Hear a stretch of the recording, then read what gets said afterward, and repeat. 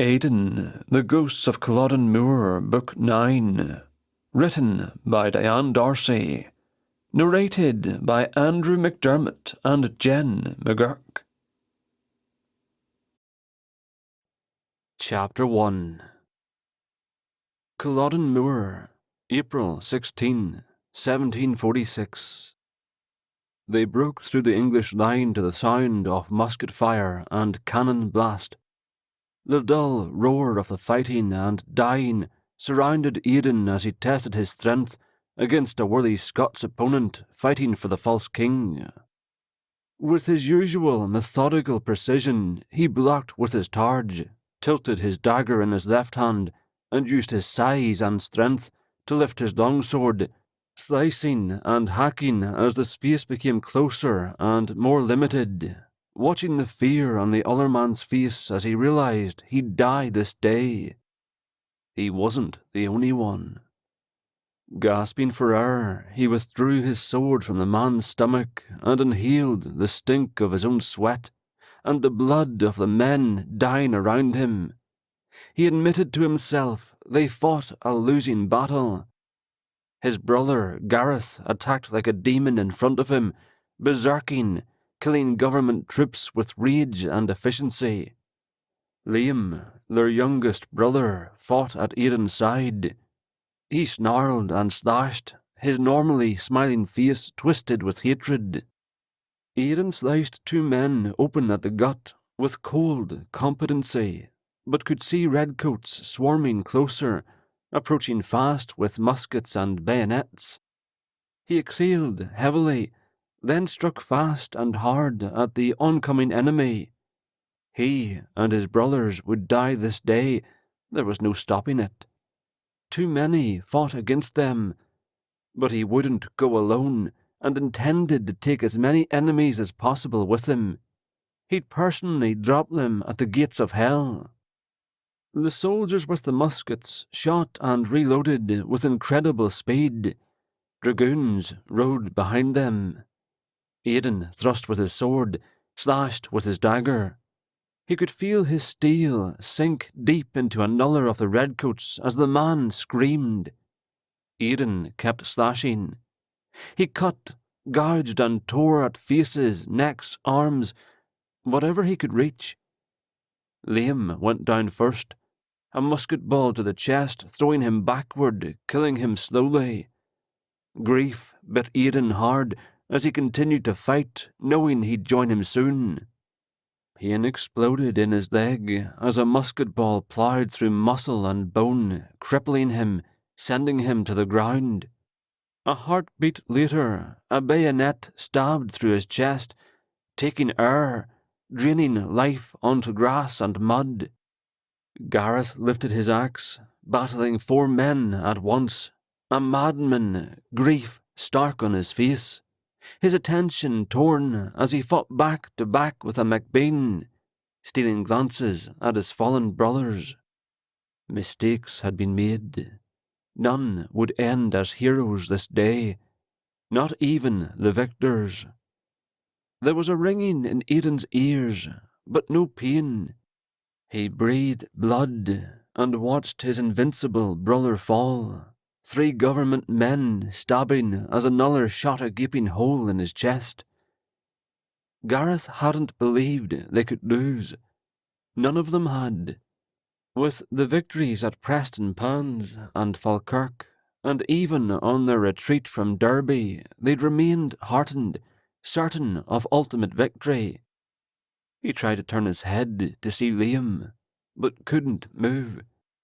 Too many fought to give a clear view anyway, and Aiden, as one of the fallen, was soon mashed into the cesspool of mud, blood and despair. So much for invincible. He couldn't see any more, couldn't feel or hear anything. Number 75? He started awake. It took him a moment to realize he was once again buried amongst the bones of his brothers and comrades.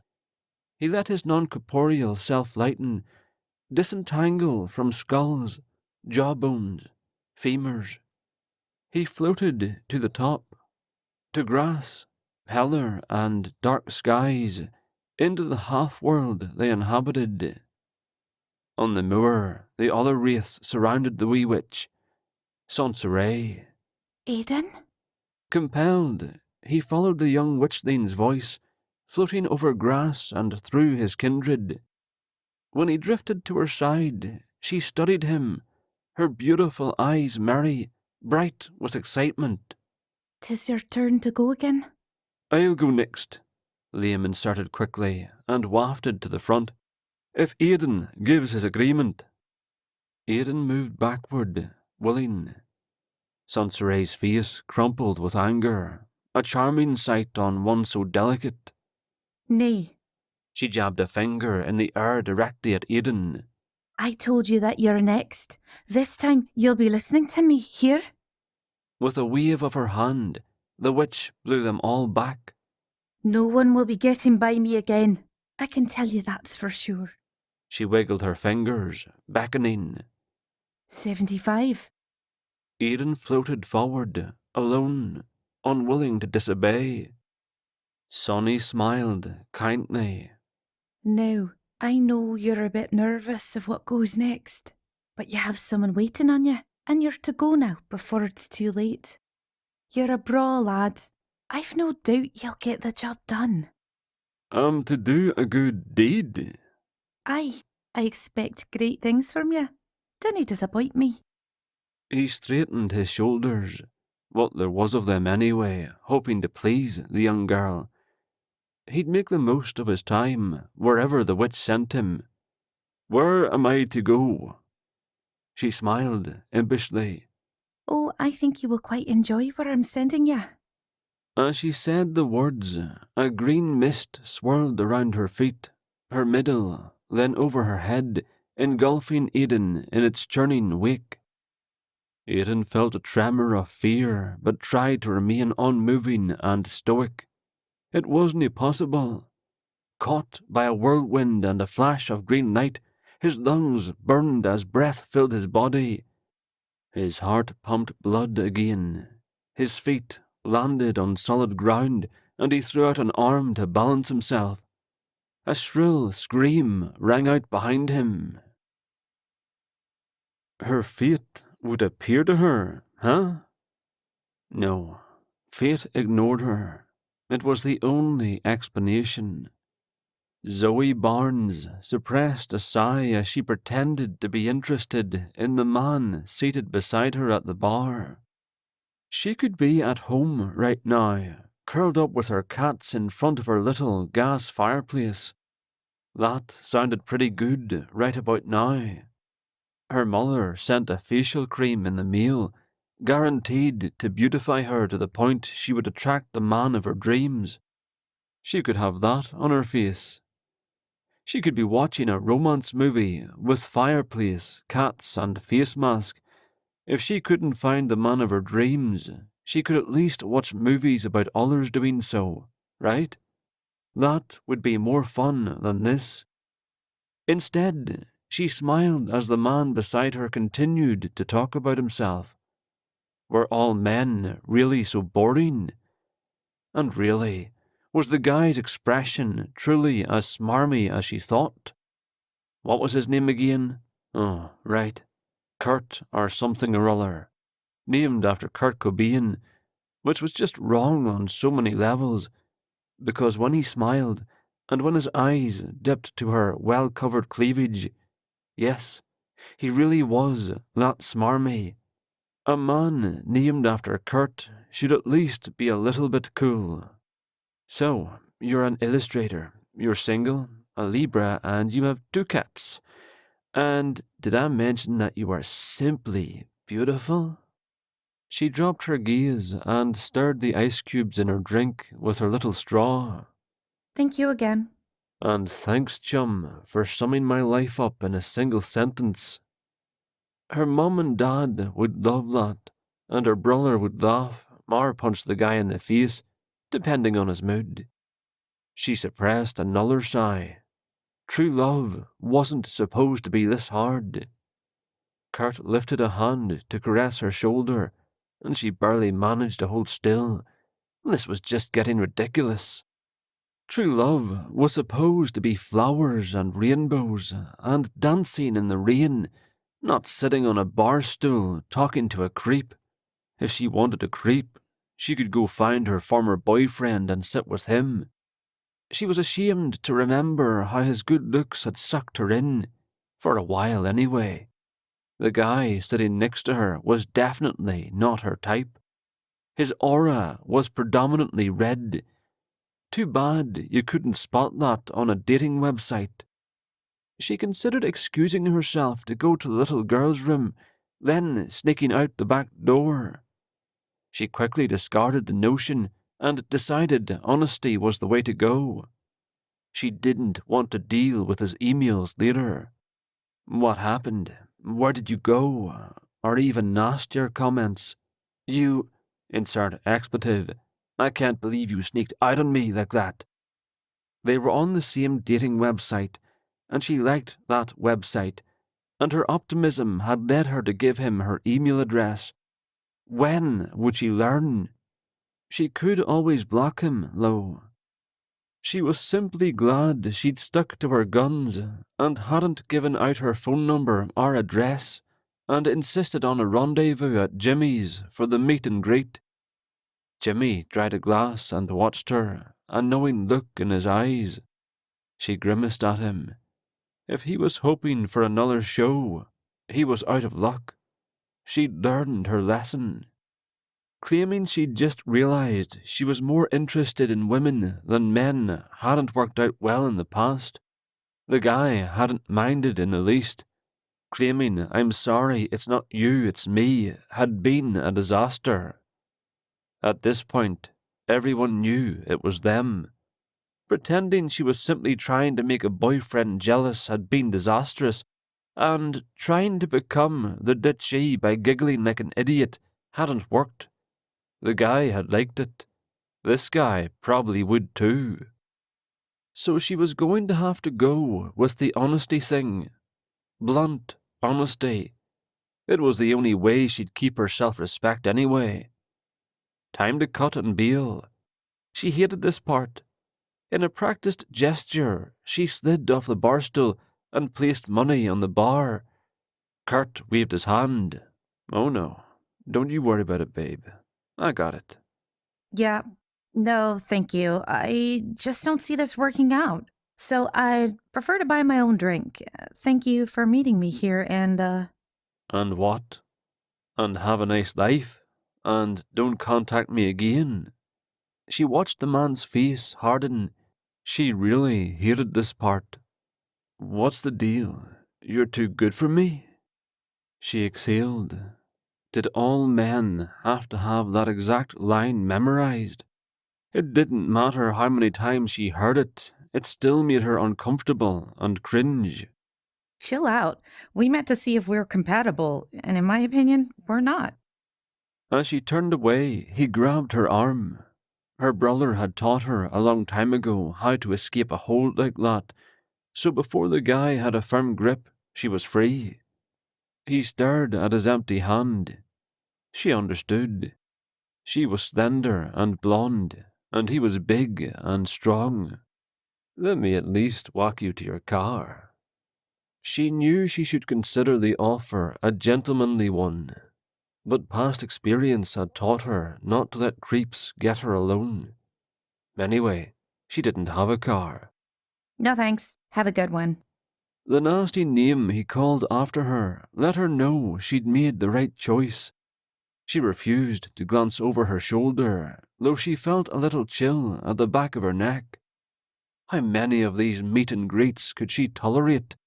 Why did the men she chose always look so good on instant messaging? She might be able to weed out some of them if she were willing to chat on the phone, but no. She didn't want to give out her number and figured a face-to-face greeting would tell her more anyway. It was the only way she could read auras, but how many of these could she take? When she'd been 16, her aunt, a fortune-teller extraordinaire, had assured her true love was on its way, that her fate would appear to her. Well, she'd waited until she was 25 years old, and true love had not come knocking on her door.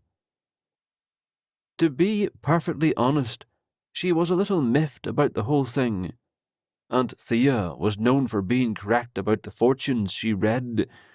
She was not only a local phenomenon, but people drove for miles around to get their tea leaves read, and Aunt Thea made a fortune doing it. So why hadn't she gotten Zoe's right? Aunt Thea had tried to get Zoe to stay in Harmony Falls. They all had. Mom, Dad, her brother River. But she hadn't been willing to wait a minute longer. Growing up in an artistic community had been great, but the dating pool was limited. She'd spent 9 years selling illustrations to tourists, drawing funny portraits and working in her parents' store, Herbal Harmony, all the while waiting for Prince Charming to show up. He never did. Her fate would appear to her, ha! She headed toward the front doors, and when a beefy hand didn't land on her shoulder, she was relieved. She walked out into the cool, crisp Seattle night and started down the sidewalk. She didn't live far, which was why she chose Jimmy's. She made it as far as the little corner store when she was grabbed and dragged into an alley. She screamed, part fear and part rage. If this was her fate, it sucked. Aiden spun around, blade in hand. Dizziness assailed him, strange noises assaulted, and his stomach roiled. He blinked to clear his vision, but realized he couldn't blink away darkness, and was thankful for the small bits of light coming from the tops of nearby poles. The stench hit him next, and he swallowed against nausea. Another scream, a woman's, cut short. His vision adjusted to the dim light, and he glimpsed a small wisp of a girl between two buildings fighting off an attacker. Realization slammed him all at once. He was there to do a good deed, and right in front of him was a villain attacking a girl. He didn't need to be shown twice. He surged forward across smooth, hard-packed dirt. No, not dirt. Asphalt. They'd all been very interested in the stuff when they'd laid the parking lot at Culloden Moor. His feet became steadier as he neared the grappling couple before him. "Here now, by all the saints and the Virgin, what's going on?"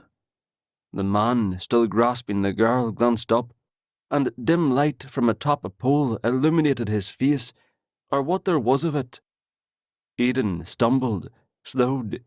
The man was part snake. His head was smooth, black, hairless, and he had slits for eyes and a slit for a mouth. He was some type of monster. Chills ran up Aiden's body. Of course, they'd occasionally seen films in the middle of the night.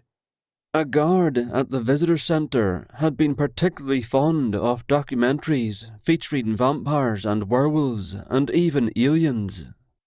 But Aiden had never known such a creature as this could exist. The girl continued to struggle, and Aiden was ashamed of his momentary hesitation. He'd slain worse than monsters and feared not snakes. He rushed forward, releasing a battle cry, rusty from centuries of enforced silence. "My life for hers." Surprisingly, the monster jumped back, let the girl go, and fled. Aiden caught the girl in one arm as she stumbled, and the monster jumped into an automobile. A big, square one without windows, the kind repairmen or delivery men used. "This isn't the end of this," screamed the snake in a man's voice. Sweating, unnerved by the confrontation, Aiden sheathed his knife and lifted the girl into his arms, cradling her as she whimpered. She clung to him, sobbing, no doubt relieved at the human contact after such a foul beast had touched her. He crooned at her while enjoying the warmth of her touch. "'Tis all right. I've got you now." His chest puffed out as his muscles bunched. He felt big, strong and capable as he held her close. To have routed the enemy so quickly, well, it had to be a record of some sort. Though he did hope the witch didn't take him back until he knew the girl was to be all right. She sniffled and relaxed a bit as she started to calm. Thank you. Thank you so much. I was so scared. He smiled down at her, pleased by the way she cuddled close to him, clung, as if she continued to seek protection. Though she shook slightly, she felt warm, supple and female. He enjoyed the physical sensations very much. "Think not upon it. 'Twas my duty and my pleasure to keep ye safe and protected." Well, thank you. I don't know what I would have done if you hadn't come along. "You look to be putting up a good fight. What sort of monster was that?" I don't know. "No doubt it slithered up from some dank cavern." Though now he thought on it, the creature had driven away, hadn't it? Aiden carried her a few paces forward until the dim light from overhead illuminated her face. She was beautiful, and older than he'd realized, perhaps close to his own age. She stared up at him as if in surprise, her expression transfixed. He wanted to move away, to carry her out of this dangerous place, but couldn't get enough of that look. It was a shame he'd had to perform his good deed so quickly, with her gazing at him in such a way, as if he were the best thing that ever happened to her. He regretted he would not get the 2 days he'd been promised. Was Sonny to come and collect him now? Or perhaps she was busy and not yet aware of his accomplishment. The girl continued to stare up at him with big blue eyes as waves of copper-coloured hair surrounded her face. She was stunning, enchanting, almost too beautiful to gaze upon with his newly returned vision. If he had only these few minutes left to him in which to breathe air, in which to live, he was glad she'd be the sight left to him. She placed a small hand on his chest, smiling slightly, her expression odd as she returned his searching gaze. Are you my fate? He considered, and finally nodded. "I believe I was fated to save ye." He decided not to tell her about the witch in case she believed him a seer as well, casting spells, creating false enchantments. The way she beheld him, as if he was her heart's desire, well, he was a man, wasn't he? His chest rose as pride and pleasure filled him to the core. The witch had done him a favour in allowing him to perform this one last deed, but she might appear to snatch him away at any moment. He might be considered thoughtful and stoic, but he was no idiot. He lowered his head and captured the girl's lips with his own. Chapter 2. He kissed Zoey, and it was heaven. His warm lips against hers, his strong arms wrapped around her body as he held her effortlessly. Lightning bolts of attraction shot through her. Yes, the other men she dated, it was them, not her. Or rather, it was him. This man. It had always been him for her. He broke the kiss and they stared at each other. From his expression, he appeared as shocked as she felt. She studied his face, the high cheekbones, strong jaw, dark eyes and dark shoulder-length hair. Big, broad in the shoulders, and packed with muscle. He was much bigger than she would have thought fate intended for her. When she'd pictured her dream man, he'd always been shorter, athletic, built like a runner, slim and graceful. This man was a tank. Regardless, it was him. She'd have known him anywhere, and from his expression, he realized it too. And his aura. She'd never seen a silver aura tipped with lavender. Beautiful. She grinned. Wouldn't her Aunt Thea laugh? The man really had appeared to her out of nowhere, just as predicted. Two couples walked by the face of the alley, talking and laughing, but stopped short when they saw Zoey in her rescuer's arms. "Are you okay?" one man called. Zoey could barely take her eyes off the man cradling her long enough to answer. "We're better than okay, but thank you for asking." As the couples laughed and walked on, Zoey asked, "What's your name?" "Aiden MacGregor. And yours, lass?" "Zoey Barnes." "Barnes. So ye come from English stock, but I've not heard the name Zoey before." "It means life." His eyes widened, and she could feel the breath he took. Life? "Yes." His strong arms clenched around her once more as he seemed to feel some sort of intense emotion. After a long moment, he slowly released her and helped her stand. She couldn't help another smile at his height. Granted, she was slender, but at 5'7" she wasn't exactly short, and the guy towered over her. What had fate been thinking? "Do you want to walk me home?" He took her hand. "I'll have to insist." She remembered all the times she'd hidden her address from men since she jumped on the dating merry-go-round while she'd searched for him, Aiden MacGregor. She smiled and twined their fingers together. "Okay by me." Aiden's heart thundered as sharp emotion washed through him. When was the last time he'd held hands with a girl? He couldn't remember. She wanted him to see her safely home. He was all right with that. She led, and he willingly followed, barely able to keep his gaze from her. She was stunning. "I owe you big time." She gazed at him softly again, and he quickly found he couldn't get enough of it. "I assure ye, you do not. I did as required." "Well, I'm incredibly grateful just the same." She needed to stop gazing at him that way. It did strange things to his heart, and that in turn made him feel like an idiot. He wasn't staying, he was just passing through. He needed to remember that. "Who was the creature that attacked ye? Did you know him?" "I'm not sure who it was, but it could have been, well, I wondered if it could have been my ex-boyfriend, but..." She shrugged. "The man didn't say much, but he was about the right size." "You courted with a snake." "You could certainly call him that. He fooled me completely." "So they can disguise themselves to appear normal." "My ex certainly could. He's a master at making people believe he's normal and charming when on the inside he's pure poison." So the snake men were venomous. He tucked that bit of knowledge away for later, as well as the creature's ability to disguise itself. That certainly made sense. He didn't think a woman would willingly allow a snake to court her.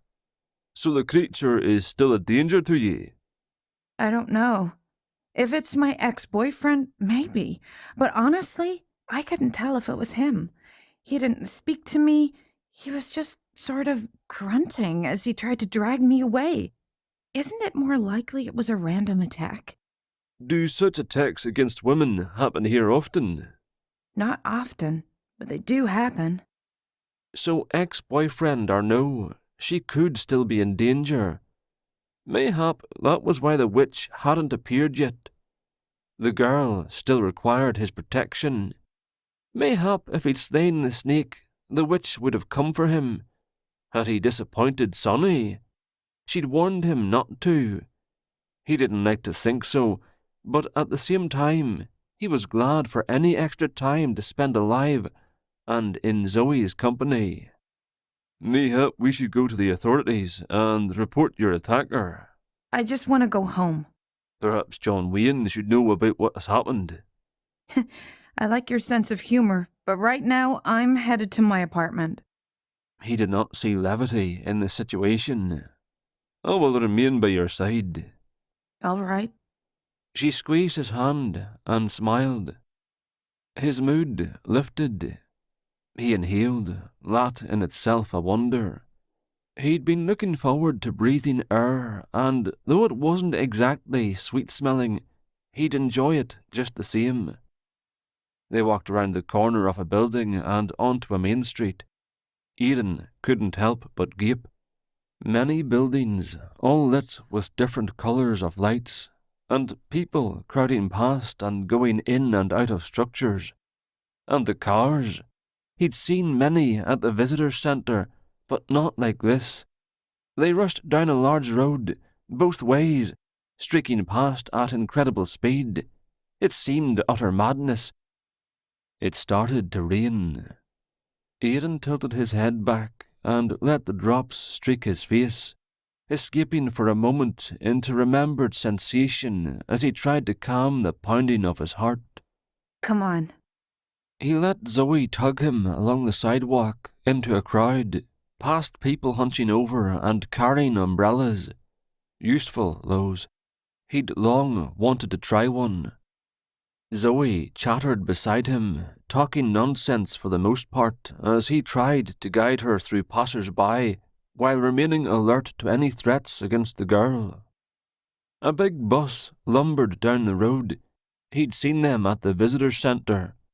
'Twas always fascinating to watch so many people disembark, one after the other. The stores lining the street caught his eye next, selling wares in large windows. Drinks, clothing, books, shoes, other items he'd not seen before. The place was busy, chaotic, and had him slightly on edge. Where are you from? Scotland. I sort of figured that from your kilt and accent, so is there a Scottish festival in town or something? He glanced at her, not sure what she referred to. Finally, he just nodded and resumed scanning the crowd for danger. Aye. I thought it must be something like that. He stopped at the edge of a road, unable to continue without crossing into the congested street. Zoey stepped off the curb and into the path of an oncoming bus. Aiden yanked her back to safety as the bus honked, startling them both. Aiden stared in astonishment. Why would you do such a thing? Oh. Her trembling hand pressed against her chest. I need to pay attention. She smiled. You saved me again. She needed a keeper. He wasn't sure how she'd managed to stay alive without one. First, he'd saved her from a venomous snake man, and now managed to stop her from walking in front of a bus. And he'd only known the girl but minutes. Given enough time, she could come to serious harm. Mayhap acting as her protector wouldn't be as simple as he'd thought. The cars stopped, and they crossed the road with a crowd. Ingenious, that. It appeared the lights above guided the behaviour of the cars. All the same, Aiden hurried Zoey to the other side, all the while watching both the crowd and the cars for further attacks. Apparently, he was sent to guard her. He was sure, whatever the problem, it would quickly be straightened out. After all, he only had 2 days. As the rain picked up, they crossed to her favourite park. Because it was night time now, the pigeon man wasn't there, of course, and young mothers and their children were long gone by this hour as well. She couldn't believe she'd gone from boredom to terror to happiness in so short a time. She felt like dancing in the rain, and, releasing Aiden's hand, she did a little twirl that ended in a giggle. I see you didn't mind a bit of rain. Nope. She spread her arms wide and did another twirl. I love it. He grinned at her. You'd do well in Scotland. She grinned back, hoping it was an invitation. I suspect I would. She realised she needed to snap out of it and stop staring at the guy, or she was going to scare him away. She was usually more level-headed when it came to men, and never acted like this, but she felt like she'd somehow won the lottery, and he was the grand prize. Fate had presented him to her after all. It didn't take long to reach her apartment. They climbed the stairs, and when they stopped in front of her apartment door, her eyes dropped, and she gulped in a breath. Sheesh, her emotions spun all over the place. Do you have somewhere to stay? I'll be staying with ye. Oh. She hesitated as she studied his aura again. It was so clear, so pure. She'd never in her life seen that colour of silver on a person. Standing next to him soothed and comforted, yet at the same time excitement arced between them, leaving her breathless. She could wrap herself within his glow, within his arms, and stay there forever. But he was essentially a stranger who'd saved her life and kissed her senseless. Truth to tell, her senses still reeled as possessiveness streaked through her. He was hers. She didn't want him to get away. Even the thought of it left her feeling slightly panicked. She'd never so much as had a boyfriend in her home. She'd certainly never let Preston set foot inside her place. Not even once. They always met at other locations. That was the way she liked it. So why did she so easily trust this guy? He was big, strong, and sigh-worthy. She didn't feel threatened. Quite the opposite. She felt protected, feminine, and enticing. Her heart fluttered. Feeling she was making a momentous decision, she opened her apartment door and swung it wide. For a moment, she doubted herself. Her cats came running. As always, they were noisy little things. The brother and sister Burmans yowled at her, acting as if they'd never been loved or fed. When Aiden stepped forward, the cats froze, gazing up at him with identical big blue eyes. He knelt and let them sniff his hands. What are their names? Moonbeam and Moonshadow. I inherited them when my roommate married a few months ago. Her new husband is allergic to cats. It didn't take long before he was petting and scratching behind their ears. That was a first. And it sort of clinched it, didn't it? The cats liked him. A feeling of satisfaction welled within her. Well, why not? She picked up a gentle vibe from him. Yes, he was huge and attractive, but considerate and warm too. How was a guy like that single? The thought made her freeze. Are you married? She immediately wished she could take back the words and ease into the subject. She wasn't a subtle person, a fact that earned her trouble on a regular basis, but she didn't want to scare the guy off. Nay, lass, I'm not. She let out a breath. If you need a place to sleep tonight. She blushed. Her and her big mouth. What I mean is, if you like, you can sleep on the couch tonight. Thank ye, lass. I'd like that. She shut the door and watched him walk around the apartment, examine her things and look out the window. His huge frame made the place seem smaller. Aunt Thea claimed everyone had a true love. Excitement and relief swelled within Zoey in equal measures. She believed, with everything in her, that fate had finally introduced hers. Chapter 3. Officer Wendell glared at Aiden, suspicion clearly written on his face. Seated on Zoe's only armchair, the officer appeared to be in his late 20s or so, with a strong jaw and a shock of blonde hair that stuck up in the front. He seemed competent enough, but didn't attempt to hide his dislike. Fine by him.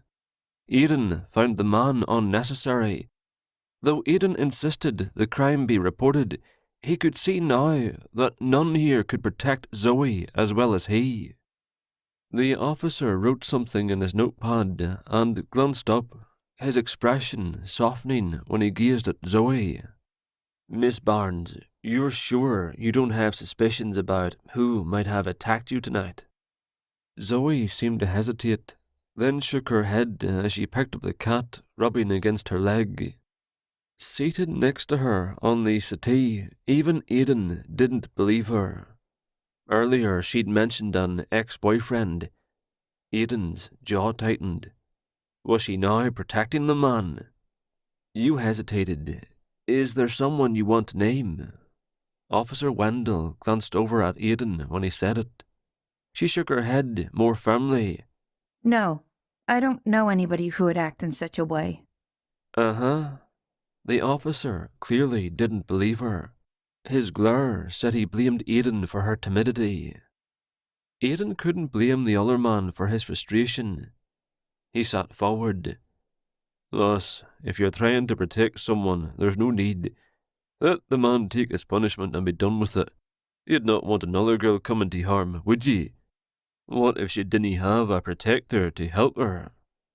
Zoe appeared indecisive. I'm sorry. I just don't know anything. I was leaving Jimmy's bar and was pulled into an alley. She glanced at Aiden and smiled. You saved me. The officer squinted at Aiden, suspicion clear in his gaze. The two of you weren't together when she was attacked? I met him when he rescued me. Again, Zoe's eyes shone like stars, and he couldn't help the pride firing inside him. She made him feel incredible. Let me get this straight. You didn't know this man. He pointed at Aiden. Before the attack. I know him now. The policeman's jaw clenched as he eyed Aiden. What is your full name? Aiden MacGregor. He wrote on his notepad. Address? You may address me as Mr. MacGregor if it suits ye. Officer Wendell regarded him, unimpressed. I mean, where do you live? Ah, recently of Culloden Moor in Scotland. For the moment, I live here. Where exactly is here? Do you not know where you are? Officer Wendell's mouth tightened. Look, buddy, you think you're funny, but you're not. Aiden studied the man. He was in a position of authority and supposed to protect those in his care, but Aiden wasn't impressed with the man's intellect or deductive skills. He seemed impatient, suspicious, and unable to focus on the conversation at hand. Perhaps Aiden should take over. What is truly important here is the fact that Mistress Barnes is in danger from a madman. She was attacked and dragged off to be thrust inside an automobile, perhaps never to be seen again. What are your plans for her protection? Are you trying to tell me how to do my job? I'd prefer not. I had hoped that perhaps you'd already had some training. That's it. The policeman stood, and Aiden did as well, aggression firing inside him. Zoe quickly slid off the settee to stand between them. Officer Wendell, I'd truly like to thank you for coming out tonight and taking my statement. Will you let me know when there's any news?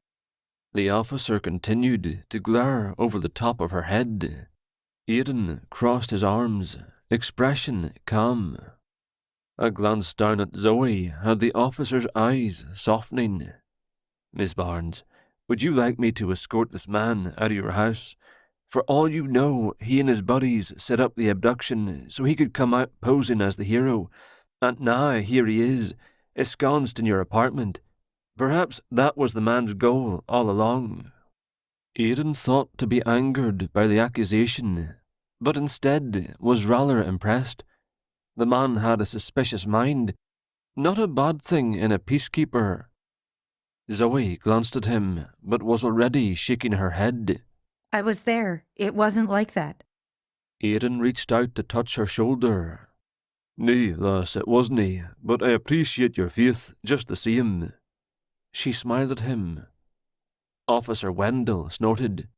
You're young and beautiful, Miss Barnes. You've only just met this man for the first time tonight. I think a little caution might be in order, don't you?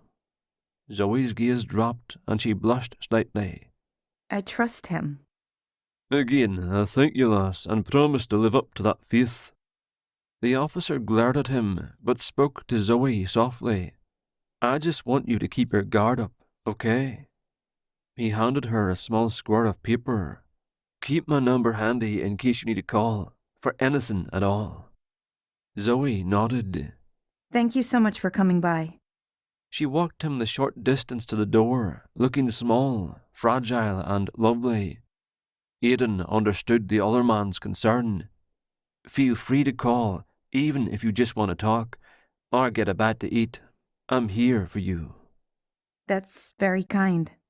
Aiden grappled with unexpected anger as jealousy shot through his tightening body. The man wanted more than a bite to eat. After one last suspicious and hostile glance, the man slowly opened the door, then hesitated again. Aiden tried to rein in his emotions. At least he understood the officer's resentment better. The man was interested in Zoey. He wanted her for himself. Possessiveness swept through Aiden and left him wanting to cross the room to pull Zoey into his arms and slam the door in the other man's face. He didn't move. He didn't have that right, did he? He was there for but 2 days. The other man could offer a lifetime.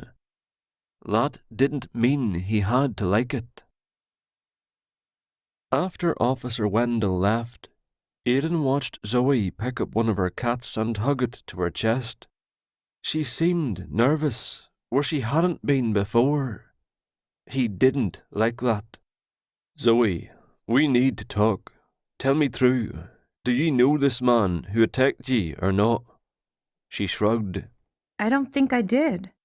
He didn't like her defences against him, so he let it go for the moment and decided to check out her other fortifications. He went to her door, opened it, and was unpleasantly surprised to find it was the flimsiest piece of wood he'd ever encountered. He knocked, only to realise 'twas hollow as well. Incredulous, he tested the lock, and the bolt was mayhap 2 inches in length. Mayhap.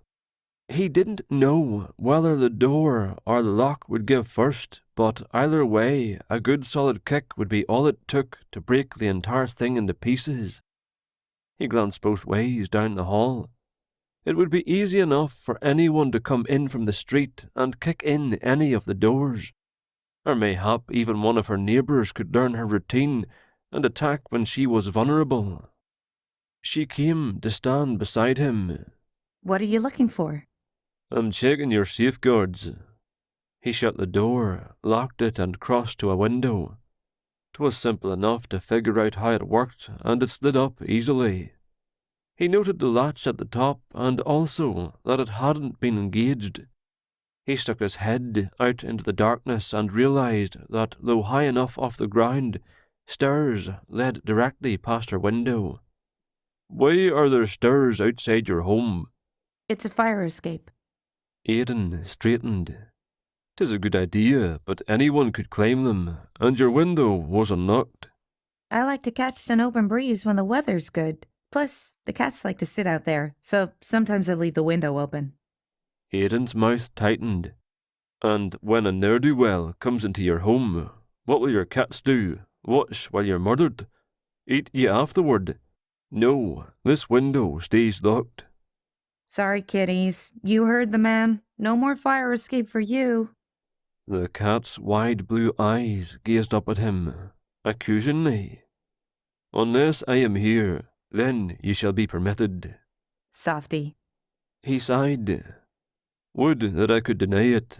I'm going to ask ye again, and this time I want an honest answer.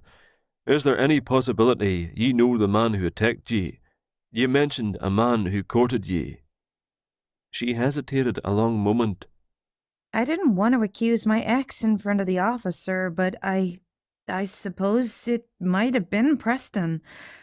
But I just can't believe he'd do anything like that. Last I heard he was married. She shrugged. These things happen in big cities, so I'm sure there's nothing to worry about. It was probably just a random event. Tell me of Preston. She sank down onto an overstuffed chair, hugging the purring cat close. Preston North, the third. I met him online and we dated for a while, but it never quite clicked, you know? There was something slightly off about his aura and, well... She waved a hand. Anyway, the attacker was about Preston's size. She lifted a shoulder. But like I said, Preston is married, so I just can't see him doing this. What do you mean you met him online? I met him on the internet. What is that? She stared at him for a long moment, set the cat down, walked over to a desk and opened what he quickly realized was a computer. He'd seen them used before, but never up close. The punch of a few buttons, and she brought up a picture of a couple embracing and showed it to him. I'm part of an online community called Make Me a Match. They're supposed to help you find the perfect mate, but so far I've had no luck. His mouth parted as horror warred with disbelief. Show me how it works. She clicked the buttons a few more times, and a picture of Zoey appeared. See, this is my profile. A man can look at it and decide if they want to introduce themselves to me.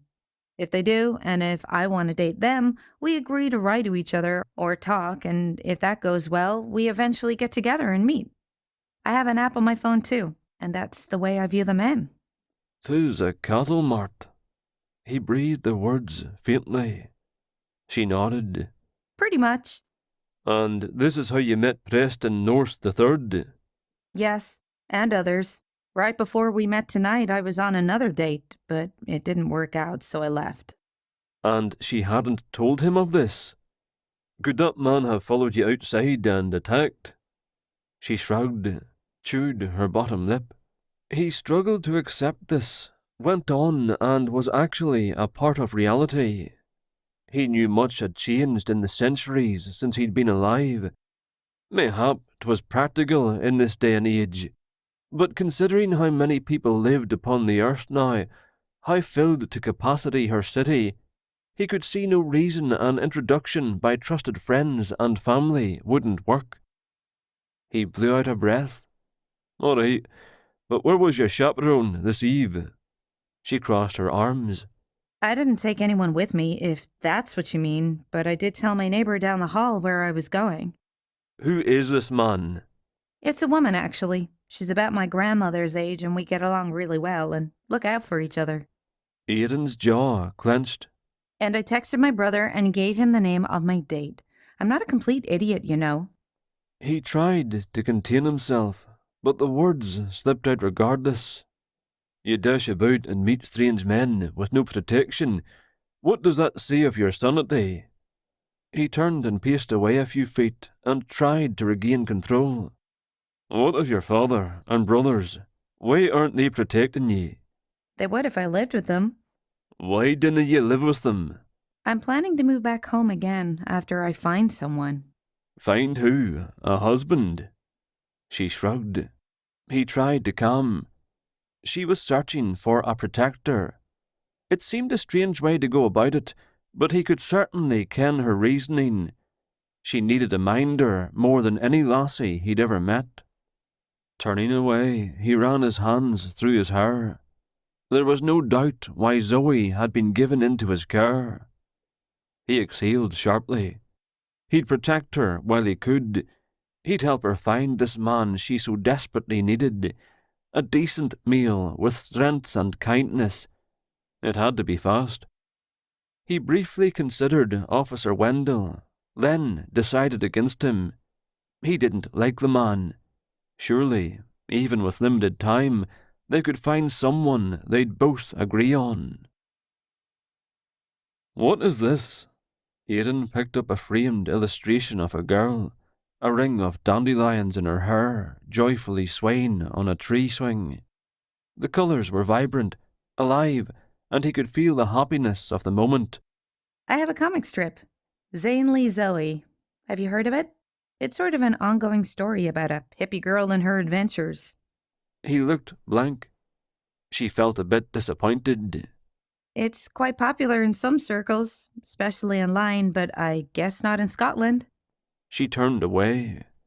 He stopped her. "We've no computers where I'm from, else I'm sure I'd have enjoyed your work. Very much so. Tell me more." She knew he was being nice, but she appreciated the effort. "No computers?" I draw sketches. It's what I do for a living, actually. That has a place of honor because it was my first sale. It also remains one of my best-selling illustrations. He stared at the illustration for a long while, amazed at her talent. "Are there more then? Will you share them with me?" Are you sure you want to see them? "Show me." Okay. She smiled and pulled an ingenious holder with a handle from behind the couch. She opened it and carefully pulled out a stack of papers, some large, some small, all with drawings of a young girl of about 10 in various stages of play. She spread them on the floor, and he slowly reached down to pick up one of a girl chasing butterflies with a determined expression on her face. He laughed, enchanted. "You've an amazing talent." She smiled and ducked her head, and colour rose in her cheeks. He picked up another sketch, this one in colour.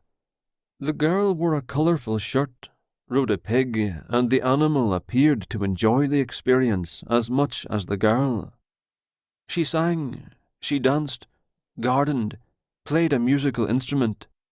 In one illustration she had wings. In every one she was joyful and in love with life. "Do you still have the wings?"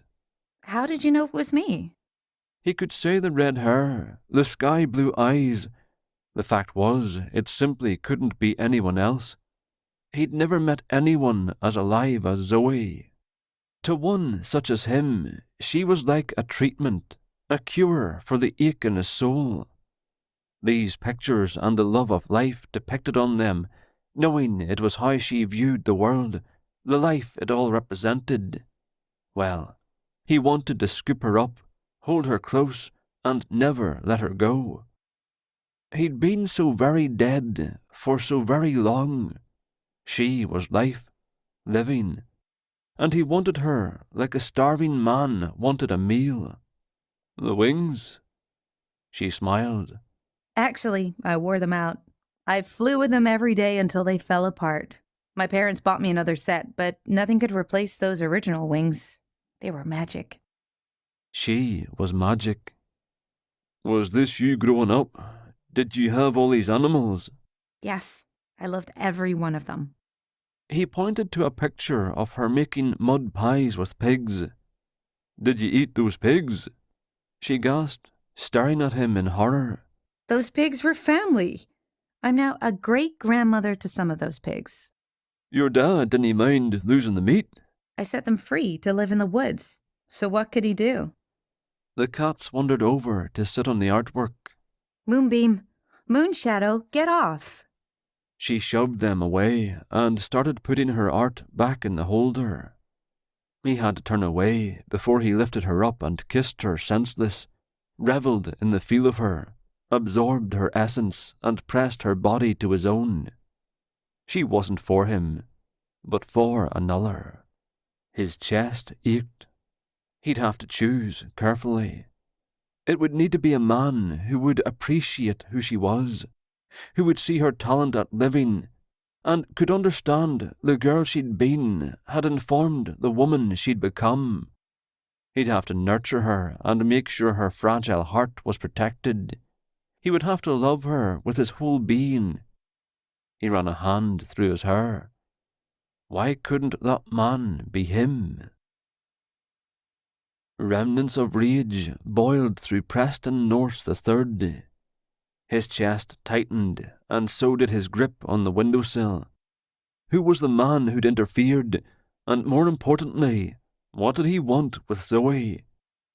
The other man's roar in the darkness scared Preston on a primal level, and rather than turning to fight, he'd run. He wasn't proud of that, and hoped Zoey didn't hold it against him.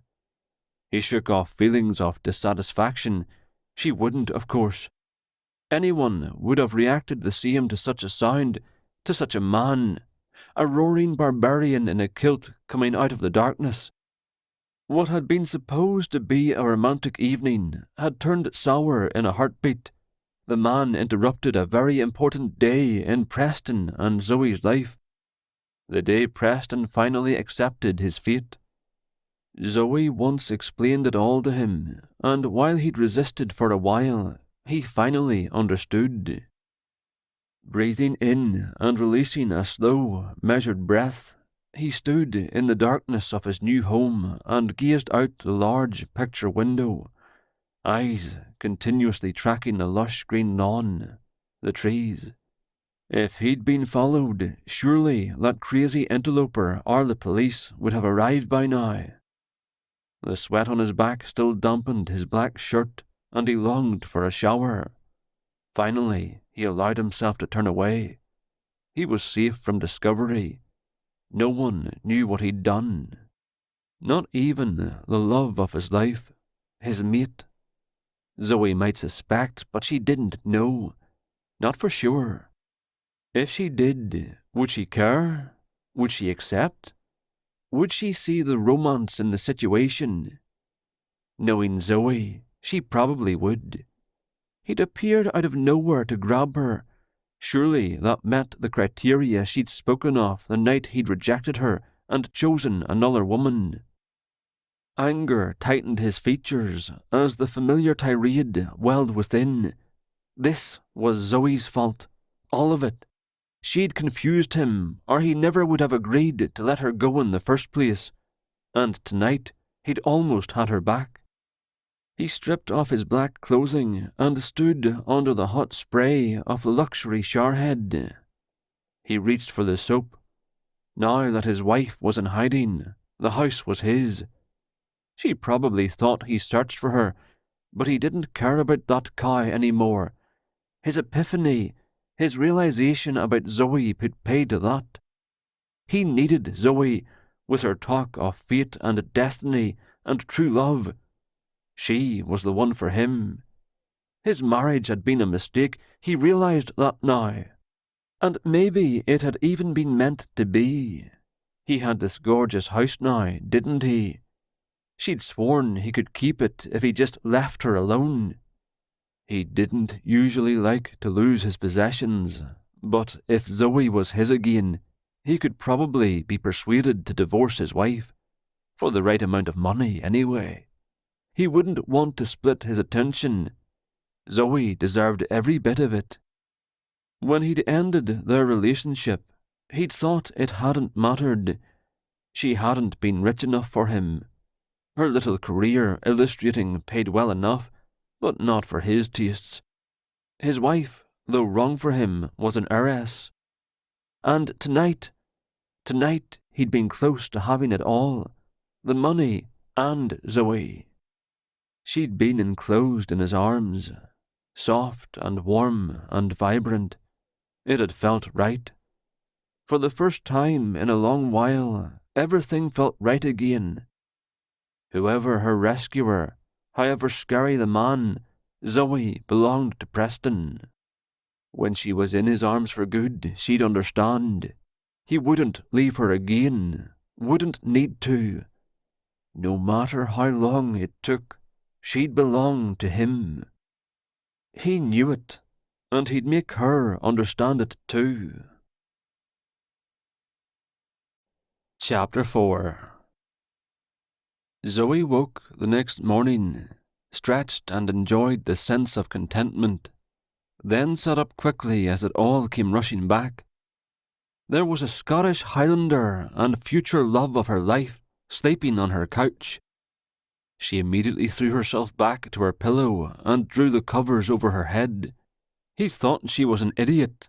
She just knew he did. The attack, her woefully undefended apartment, and his belief she was protecting Preston. Not a good starting point when you wanted to tell a guy he was your fated one. But still, he was in her house, and she had all the time in the world to correct a bad first impression as they got to know each other. She threw back the covers, put on her pink bathrobe, and tiptoed out of her bedroom. She peered around the arched door in the hallway. He was looking out the window, and darned if he wasn't even more impressive in the morning's soft light. He still wore the white linen shirt, belted kilt, stockings and boots. Dark hair touched broad shoulders.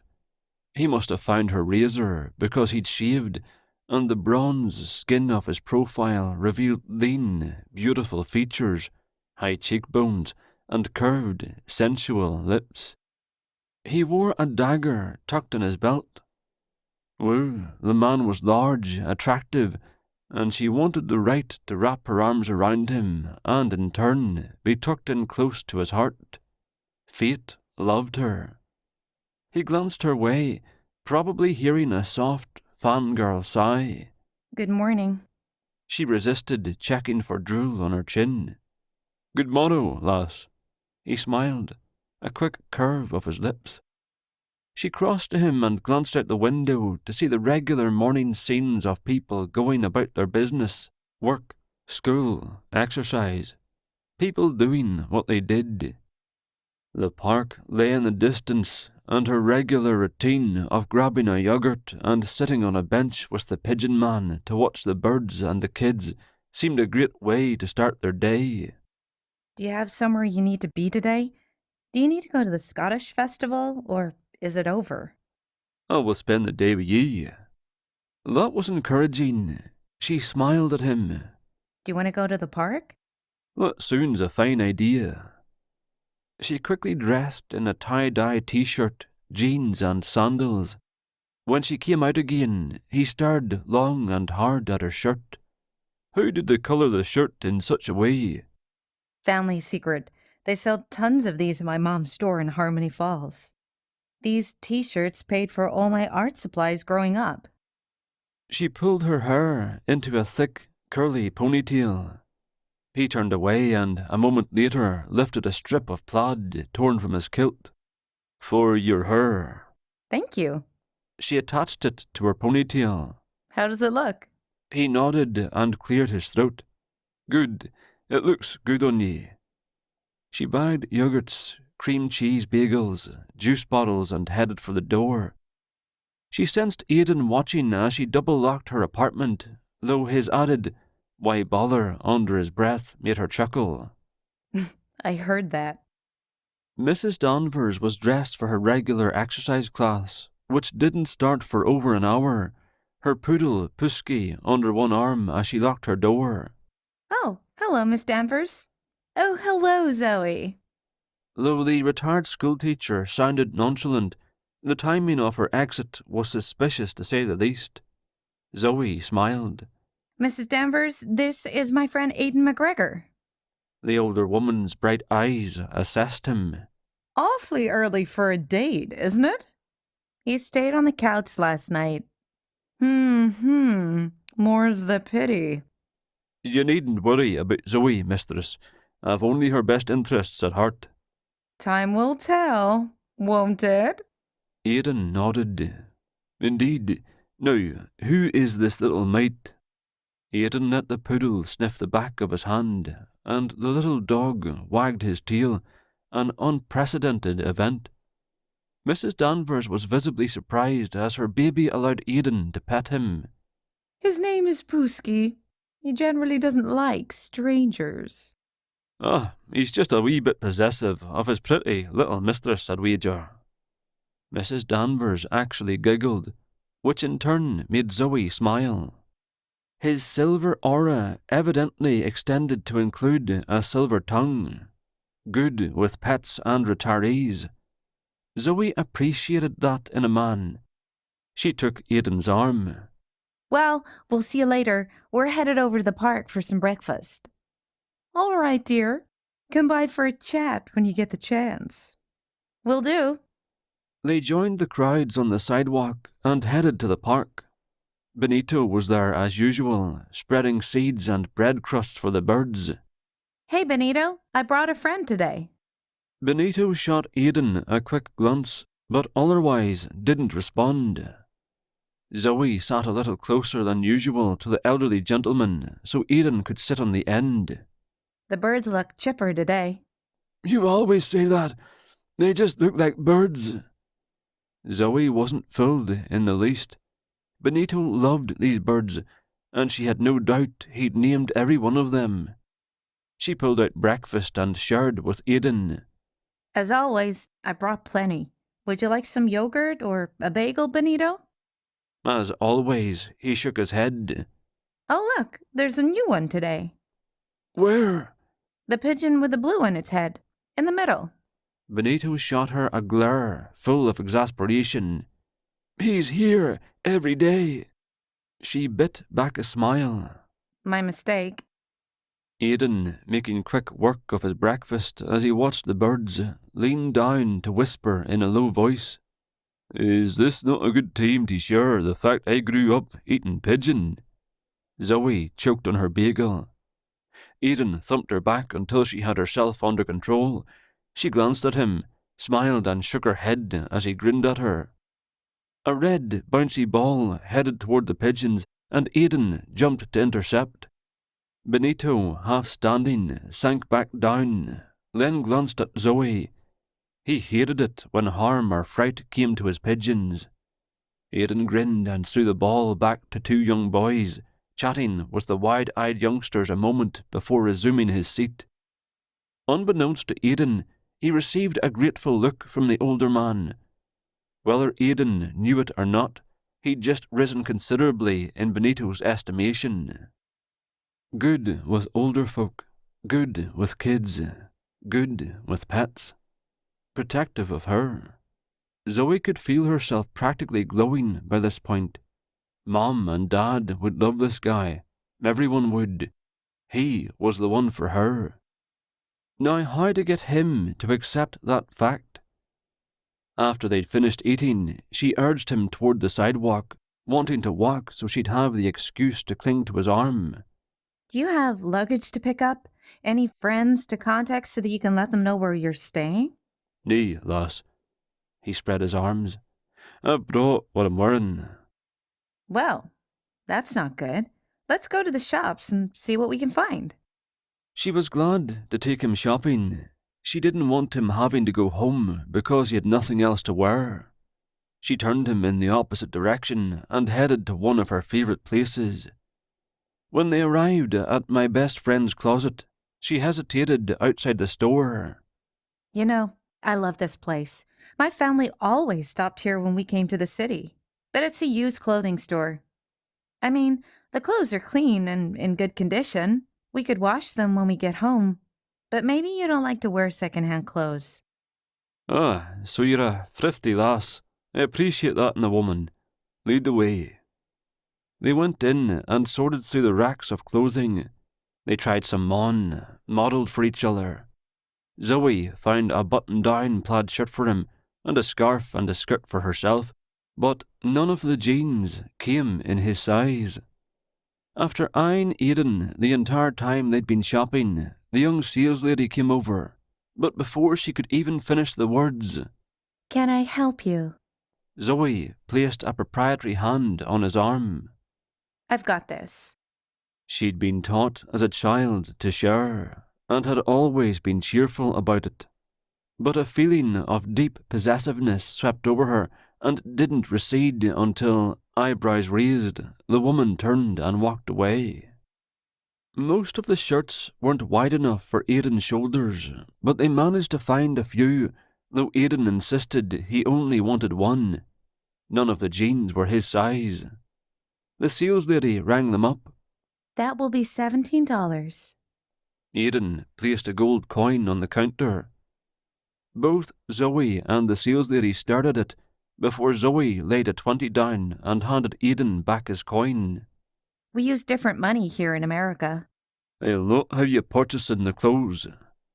The saleslady was already handing her the bag and her change. We'll talk about it outside. It was sprinkling, but Zoey didn't mind, and Aiden didn't seem to either. Another attribute in his favour. Was that a real gold coin? Of course. Where did you get it? Payment from the French. Huh. They pay in gold coin, do they? I'm not a rich man if that's what you're thinking. I'm not rich either, but I do okay. She dragged him to the big and tall store across the street. By the time they left the store, Aiden wore a pair of jeans, casual shoes and socks, and new underwear. He wouldn't accept anything else. A shame, that. The man could have been a fashion model. Luckily, she'd been the only woman present to enjoy the show.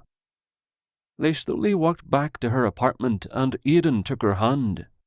I appreciate the clothing and will find a way to repay ye, but it truly was unnecessary. You need clothes, don't you? And it was fun. We should have purchased the slacks and the other shirts. They looked great on you. It will be better if I fit in while we find ye a husband. She stopped short. What? We need to find a protector for ye before I leave to go home. She started walking again, trying to pretend there was nothing wrong, but ouch, she wished his words didn't hurt as much as they did. Apparently, while she'd been spending time getting to know him, more like planning a life with him, he'd been happily contemplating a life without her. Apparently, he didn't even care. Double ouch. And here she was, wanting to keep him, convinced he was her fate. Seriously, was there something wrong with her? Was true love really so hard to find? If she were home right now, she'd seriously march her butt over to Aunt Thea's and give her a piece of her mind, and then she'd order one of those silly love potions that didn't work, and everyone knew it, and she'd slip it in Aiden's food. She really would. As they walked along, side by side, dodging all their pedestrians, her lips tightened into a firm line. She wasn't giving up. She simply needed to figure out a way to keep him. Every man had a weakness, a soft spot. She'd find his. And when she did, she'd do everything in her power to make him stay. It had been a lovely morning, though it felt like stolen time, and they headed back to Zoe's home. He knew he needed to work on finding someone for Zoe. He didn't have much time, and the pressure ate at him. But still, stolen moments were better than none at all. To spend a day with Zoe, to laugh with her, to watch her interact with others, to see her kindness, loyalty, the sweetness of her heart. Every time he saw his plaid in her hair, a feeling of utter possessiveness swept over him. He liked, no, he actually loved seeing it there. He'd been amused and pleased by her thrift. She would make some man a wonderful wife. To be able to come home to her sweet face, her smile, her sensuality, would be more than most men deserved. He certainly didn't. It wouldn't be easy to find someone who did warrant her, someone she could trust her heart to. The thought of her with this unknown, faceless man drove him to clenched fists. He'd have to be strong in order to safeguard her. He'd have to be good-natured in order to sense and protect her tender feelings. He must be firm in order to keep her alive, carefree and happy. No more windows left unlatched, no doors left unlocked, or stepping off curbs into traffic. Though a woman grown, at times she seemed childlike in her happiness and enthusiasms. Blast it, he wanted to be the one to grow old with her. She took his hand and held it, startling him, though it seemed a natural thing to do. Her hand was cool, delicate, and his swallowed hers. So why did his heart race in his chest? The sensation of her skin against his bring on a rushing feeling of protectiveness. He slowed his pace but remained vigilant. Must she be so beautiful? Her big blue eyes and thick copper-coloured hair attracted attention wherever she went. He saw it in the neck's craning to watch as she strolled by, graceful, elegant, exuberant. She certainly made protecting her a more difficult task. He shouldn't have let her buy that skirt today, nor the colourful scarf. Sackcloth would be just the thing, Except that wouldn't work either. What had she said to him earlier? That he rocked his jeans? She was a girl who could rock sackcloth. He admitted it. He liked everything about her, from her name to her temperament, even down to her strange clothing. He'd also noted an amusing stubborn streak he'd like the care and nurturing of. And yet he must give her to another man. Aye, and soon. And he had to find this man on the internet. He didn't like it, but did agree 'twould be the quickest way. And as he didn't have much time, nor did he know anyone to introduce her to, he'd concede. He gazed down at her ridiculously comely face in exasperation. Not so much with her, but with the situation. It wasn't her fault she'd no protector, but on one thing they both agreed, she needed one. She did have friends, which didn't surprise him. She was friendly and thoughtful, and the type to collect support, but none in her life could defend her. It appeared they needed shielding as well. He wished it could be him. That thought had both satisfaction and regret slicing through him. He wanted more time with her. He could only hope his brothers in arms would keep the witchling busy. Mayhap she'd forget all about him and leave him here with Zoey. Wouldn't that be nice? Aiden continued to scan and noticed Emil watching them. He had dark hair, an athletic build, and though not much in the way of brute strength, something about him put Aiden on alert. He kept glancing at them, then away. It would be less suspicious if the runt simply stared outright. Aiden didn't want to be paranoid. Zoey was obviously very pretty, so he didn't blame men for gawking. But had that same fellow been in the park earlier? He'd been further away that time, so Aiden couldn't be sure. The male suddenly turned away and moved up the street. Again, Aiden wished he would have captured the snake man the night before. He wouldn't be so on edge if he had. Had 200 years without a body made him so incompetent? He wanted to blame Zoey. Having her in his arms had done something to him. Kissing her once had changed him. Scrambled his brains, no doubt. His thoughts drifted to that kiss once again, to the softness of her mouth, the way she'd clung, her fingers digging into his shoulders. He shook himself, tried to focus. Losing the snake man could be excused. Aiden had just come back to life after all and was confused. He had saved the girl, aye, but still he felt he'd let himself down. And Zoey. Ultimately, the villain had run away. The problem was, he wanted to stay, of course he did, but he couldn't, and had to find someone for Zoey. She needed a champion, sooner rather than later. The thought physically pained him. He wasn't leaving her unguarded. He'd find someone, even if he had to survey her internet to do so. Zoey turned to look at the handsome Highlander beside her. What do you want to do? We need to find ye a meal. As far as she was concerned, she already had one, and he was certainly handsome. His dark eyes should be outlawed, as one glance from him left her breathless. The new jeans looked great on his muscular legs, though in retrospect she had to admit she missed the kilt. His plaid shirt did nothing to hide the breadth of his chest or the muscles of his arms. He glanced over at her, and awareness seemed to leap between them. We can play cards. She truly wouldn't mind sitting across from him and staring at his face. We're to get on the internet and find ye a meal. She ignored his impatience and her own. Why had she ever shown him the dating website? We could totally watch a movie. She also wouldn't mind sitting beside him on the couch and perhaps snuggling close. We could see Braveheart. I bet you'd like it. Zoey.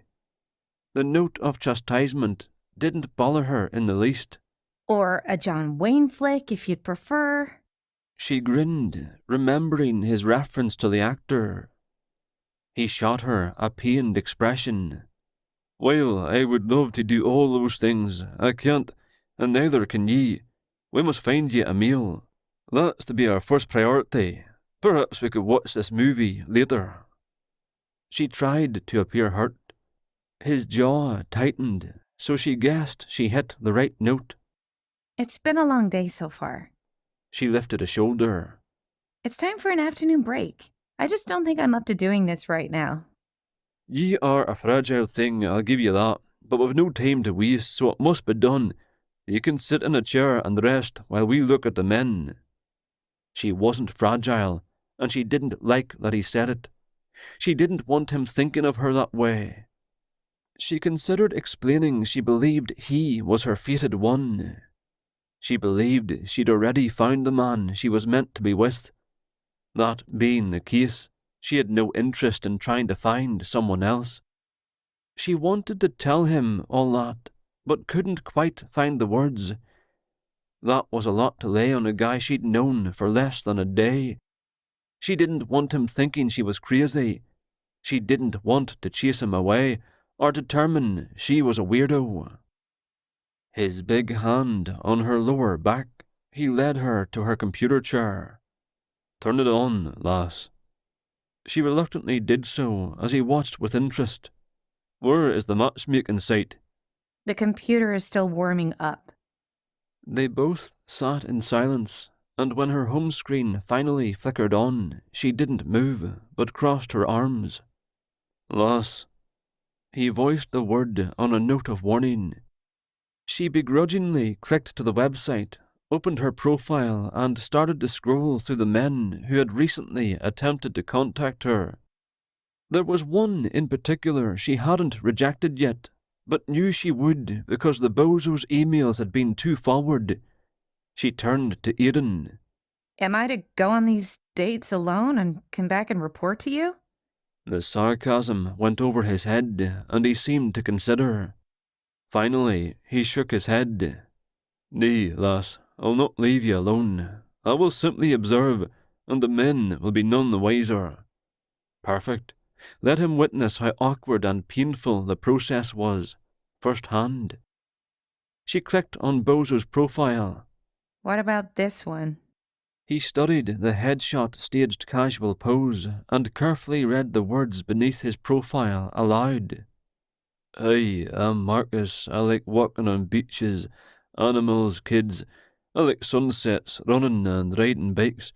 I lift weights and enjoy keeping myself in shape for that special woman I hope to spend my life with. If you think you're the one, contact me. Aiden scowled. The words looked to be a form of entrapment, as if he's trying to pass himself off as perfect, when none is. Plus, he exposes his arrogance, which appears to be unfounded. He hit that one exactly right. Oh, really? I thought he seemed nice. He shot her an impatient glance. Show me how to use this. Zoey reluctantly indicated how to scroll through the men's profiles. He did so for a while, but finally muttered, All far too much alike. He went back to Bozo's picture and scowled. Tell me what interests ye about this, Marcus. Zoey shrugged. He has a nice face. He studied the man's image closely once again. He tapped on the computer screen. All right, lass. We'll choose this one and see how he works out. She tried not to smile. She knew good and well Aiden would find the man's arrogance unacceptable. Not to mention, the guy didn't know how to treat a lady. His emails left much to be desired. So, you think I should set up a time to meet him? Do a meet and greet? Aiden scowled again. Is that what you were doing last night? Yes, exactly. Aiden hesitated, glared at the picture of the man on the screen.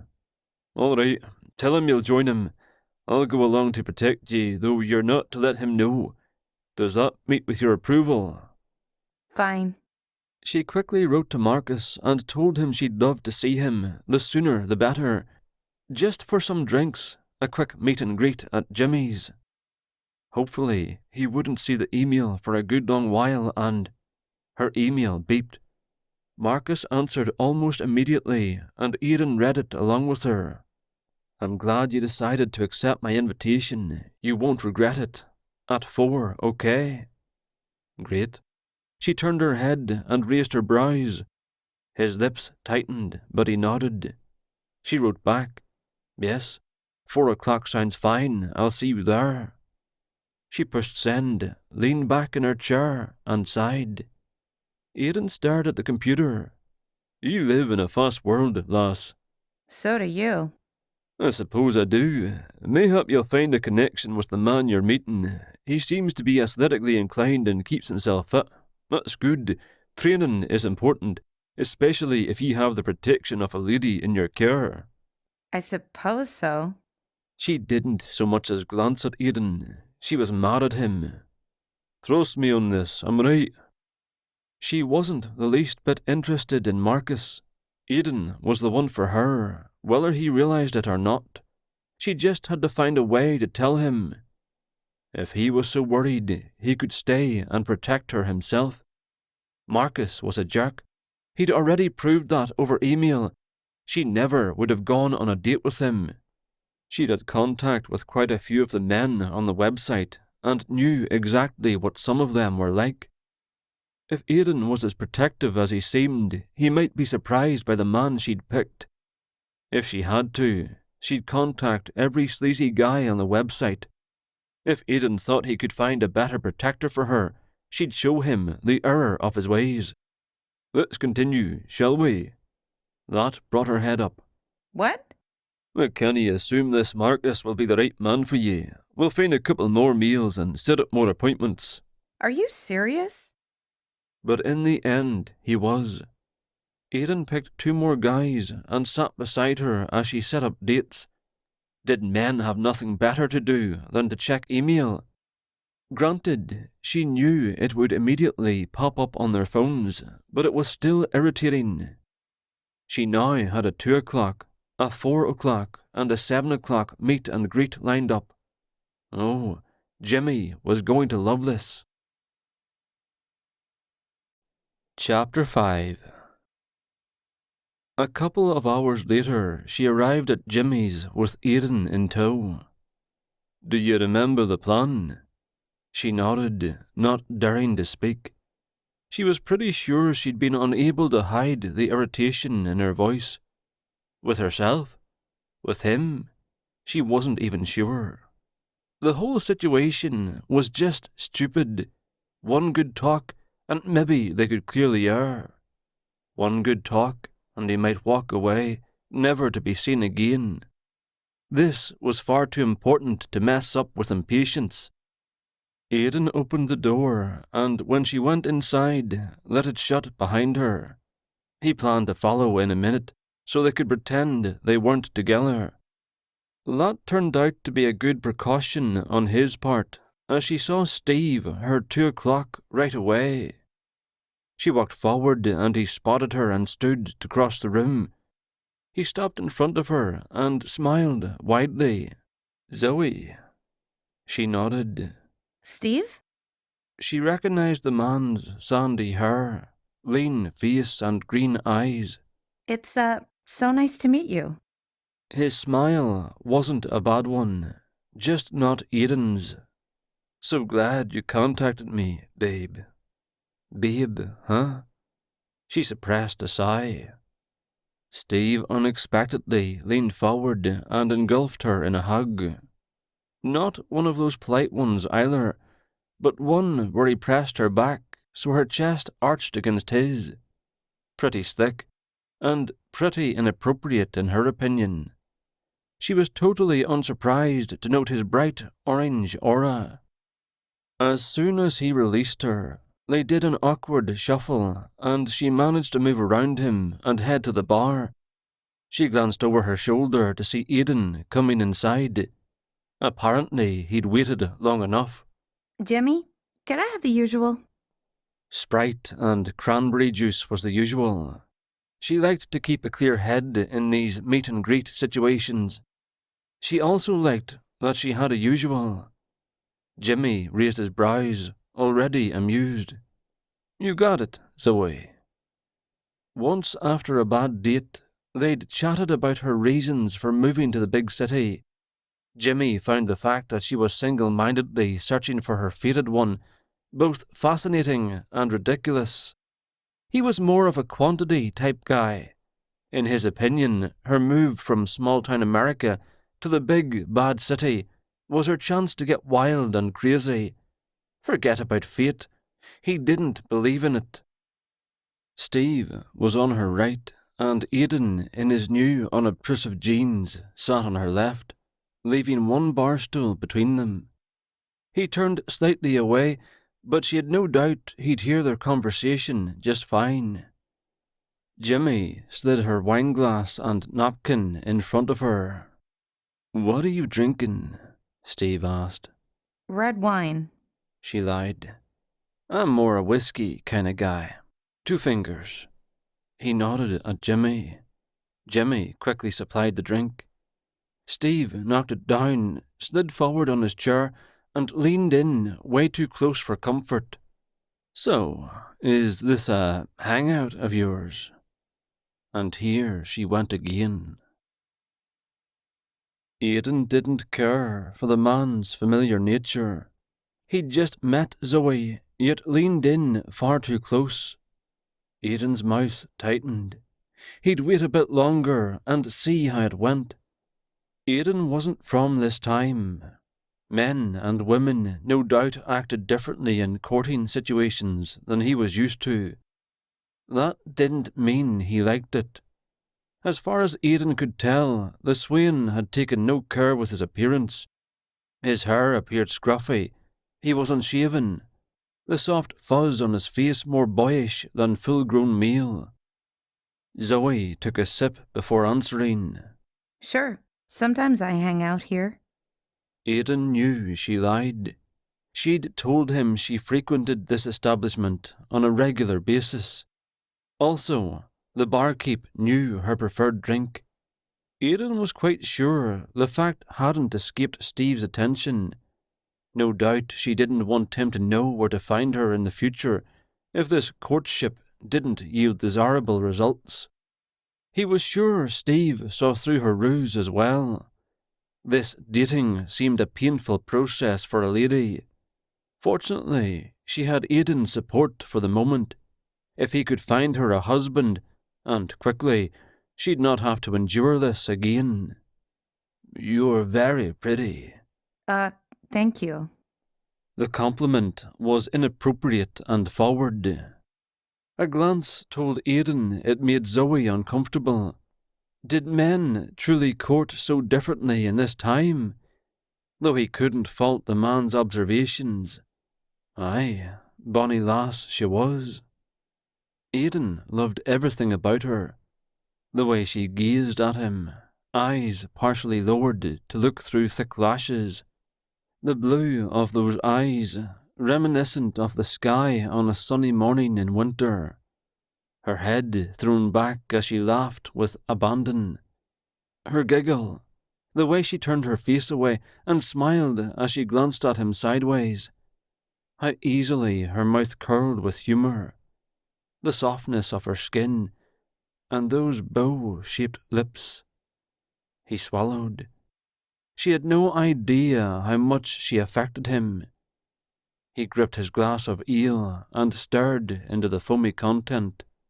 Still, a beau should let a woman know he appreciated her appearance with his gaze alone. And that gaze should not dip below her face. Was finding a good protector and a gentleman too much to ask? So, tell me about yourself. Aiden stiffened and glared into his drink. He didn't want Zoe to tell Steve anything personal. He drew a calming breath. They were here so Zoe could assess the man, and likewise that he should learn of her. He wouldn't intervene. Well, I'm from a small town here in Washington. My family still lives there. What's the town called? Harmony Falls. Aiden clenched his teeth. He'd not known such. Steve thought to ask the most basic of questions when he himself had not. The fact shamed him. He needed more diligence as her guardian. Steve laughed, slapped his knee, then cursed. "I can't believe you're from that podunk place." And Aiden could not believe a man would use such foul language in front of a lady. He forced his hand to relax, afraid he'd break his glass or wrap his fingers around the other man's throat. He glanced at Zoey, but she appeared unconcerned, so he stayed seated. But the man was on sufferance. "It's like what, a hippie commune? Or do people even use that word anymore?" Zoey scowled, obviously not caring for Steve's words. It's not a hippie commune. Aiden didn't know what that meant, but he didn't like the caustic tone, or that Zoey felt the need to defend herself. Someone needed to teach Steve a lesson. "Then what would you call it?" Again, Aiden didn't move, much as he wanted to. He found himself curious to hear her answer, eager to glean any new morsel of information. What exactly was a hippie commune? Why didn't Zoey care for the label? I called it home. Steve chuckled. "No, really. Some friends and I went through there a few years ago. The shop sold all kind of soaps, lotions, potions, tie-dyes. It was hysterical. We ended up buying a case of beer and getting drunk off our butts in the woods later that night. So I guess you could say I have good memories of the place." You don't say. Zoe's biting tone made it obvious she didn't care for the fellow. Aiden didn't like him either. Did men really converse in such a way in this century? 'Twas inappropriate, and the boor should know better. He should be trying to put Zoey at ease, and instead he did the opposite. "So, Zoey, I really like you. How about we get out of here and go to my apartment? I've got drinks and we could watch a movie or something." Zoey drew in a breath. Steve sought to remove her from a public place to one of privacy. Aiden slowly stood, and his fists tightened to rocks. Had the man no manners at all? Steve placed a hand on Zoe's knee. "What do you say?" Aiden wrapped a hard hand around Steve's skinny neck. "Swearing in front of a lady, insulting her home, propositioning her, touching her." Aiden tightened his hand around Steve's throat and pushed him across the room. Steve gasped for air and backpedaled, gripping Aiden's wrist to keep from falling. The sorry excuse for a grown male blubbered like a burn. Aiden shoved him toward the door, and the churl barely retained his balance, gripping his throat and coughing, his demeanour red and incredulous. Aiden took another step forward, and Steve turned and ran. "Aye, 'tis the way of it. Away and bail your hide, and never come back until you learn some manners." Groaning, gripping his throat, Steve burst outside and stumbled away, the door slowly closing after his fleeing figure. The barkeep laughed. "Hey, man, do you need a job? I could use a bouncer in here on Friday and Saturday nights." Aiden ignored him and held out his hand to Zoey. She jumped off the stool and hurried forward to take it. She was sweet, innocent, filled with joy. She didn't belong in a place such as this. So, he wasn't the one. He tucked her under the protection of his arm. "Nay, lass, he was more interested in himself than in protecting a lady." He didn't seem very nice, but I did give him a chance. "Aye, lass, you did well." She'd done her part, and he couldn't fault her. She'd met the fool, granted him an opportunity, and in no way given away the fact Aiden guarded her. It wasn't her fault the idiot turned out to be a lumbering oaf. "Come, love." He led her out the door. "Let's take ye away, so you can rest up for your next date." Oh, joy. I just can't wait to meet Marcus. He knew she was disappointed, so he ignored the sarcasm.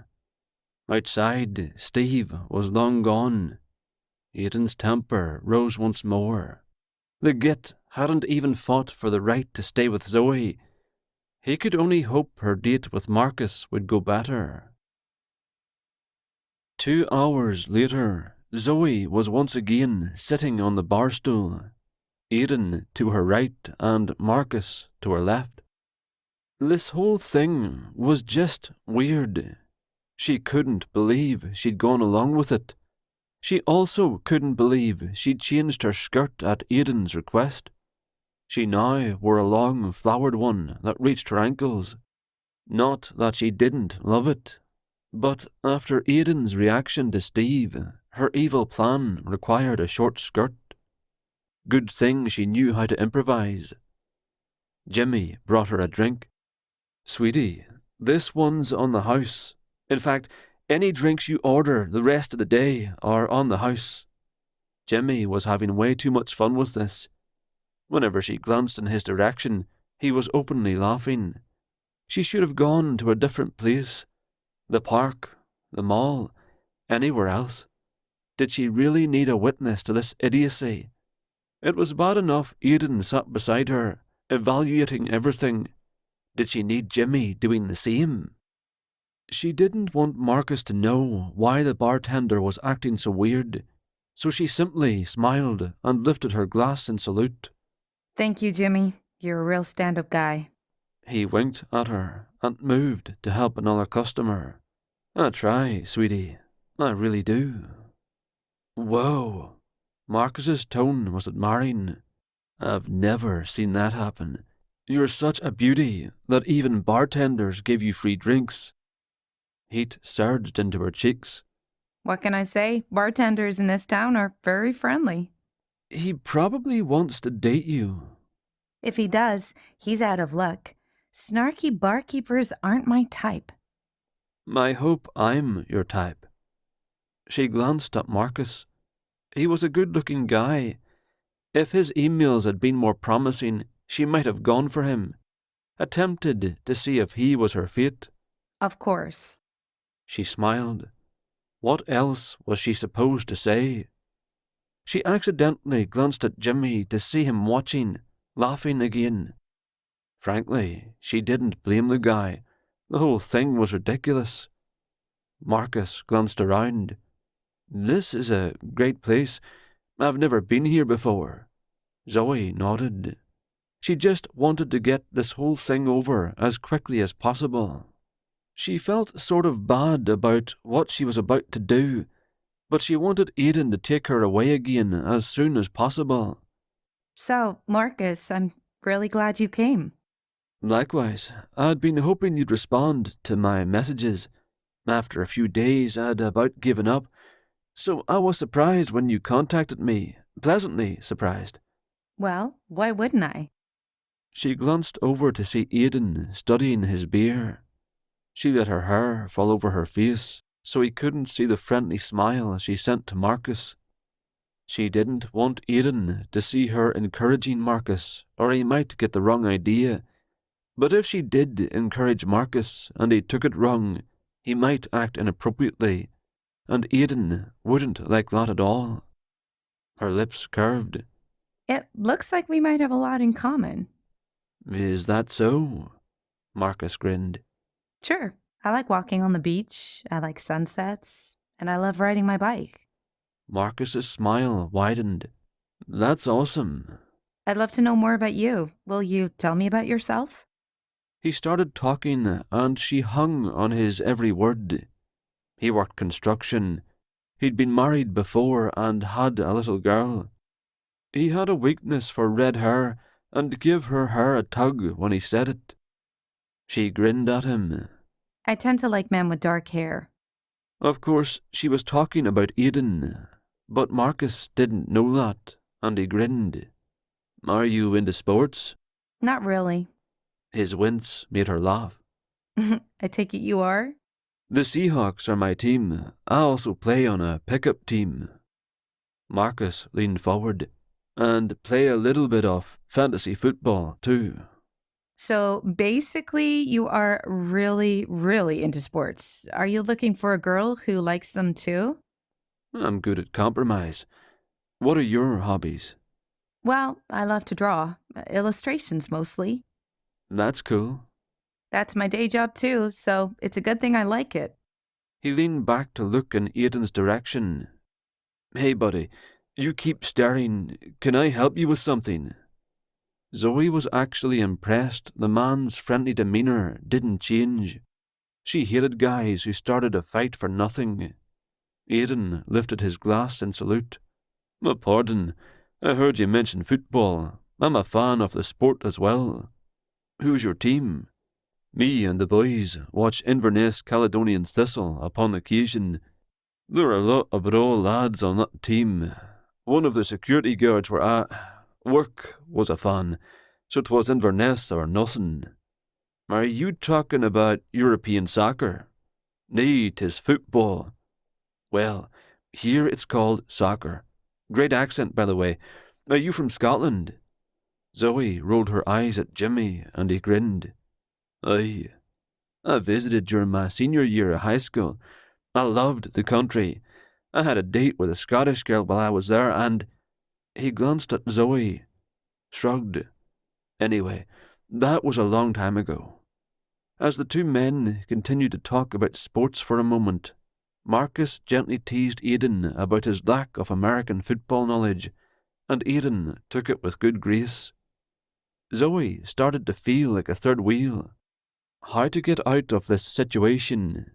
If she was reading Aiden right, he liked Marcus well enough. This wasn't going at all as planned. The guy's emails had been a little less than charming, and she'd been hoping to draw out some of that. No such luck so far. He'd acted a perfect gentleman. Marcus excused himself to go to the restroom. Zoe turned on Aiden. Just so you know, Marcus is not the guy for me. Didn't see why not? I heard you flirting with the man. It wasn't like that. You think I can't tell when a lass is interested in a lad? You definitely acted interested. What was she supposed to say to that? Oh, sorry, I was trying to make you jealous. I guess it didn't work. I don't like sports. Just give your date a chance. As far as I can see, he has much in his favour. He's physically fit, and that's admirable. He seems to like you well enough. He seems genuine and cheerful, not attributes to sneeze at when you're living with a man for years. I'm not interested. Give him a chance. Marcus came out of the restroom, and they stopped talking. Hey, dude, not trying to scope my girl, are you? Aiden's expression was determined. What do you think of Zoe? Zoe's mouth parted, and she shook her head. She could not believe he'd just asked that. She's pretty and sweet. Aiden nodded in earnest. She's creative and fun-loving. She'd make any male feel good about himself. All good qualities, surely. Marcus glanced between the two of them. What's going on here? I'm just saying a suitor would have to search far and wide to find a girl of such quality, and in return she needs protection. Protection? Are you saying what I think you're saying? Marcus's eyes darted, and he appeared a little freaked out. I can't believe this. Are you her pimp or something? Aiden's brows drew tight.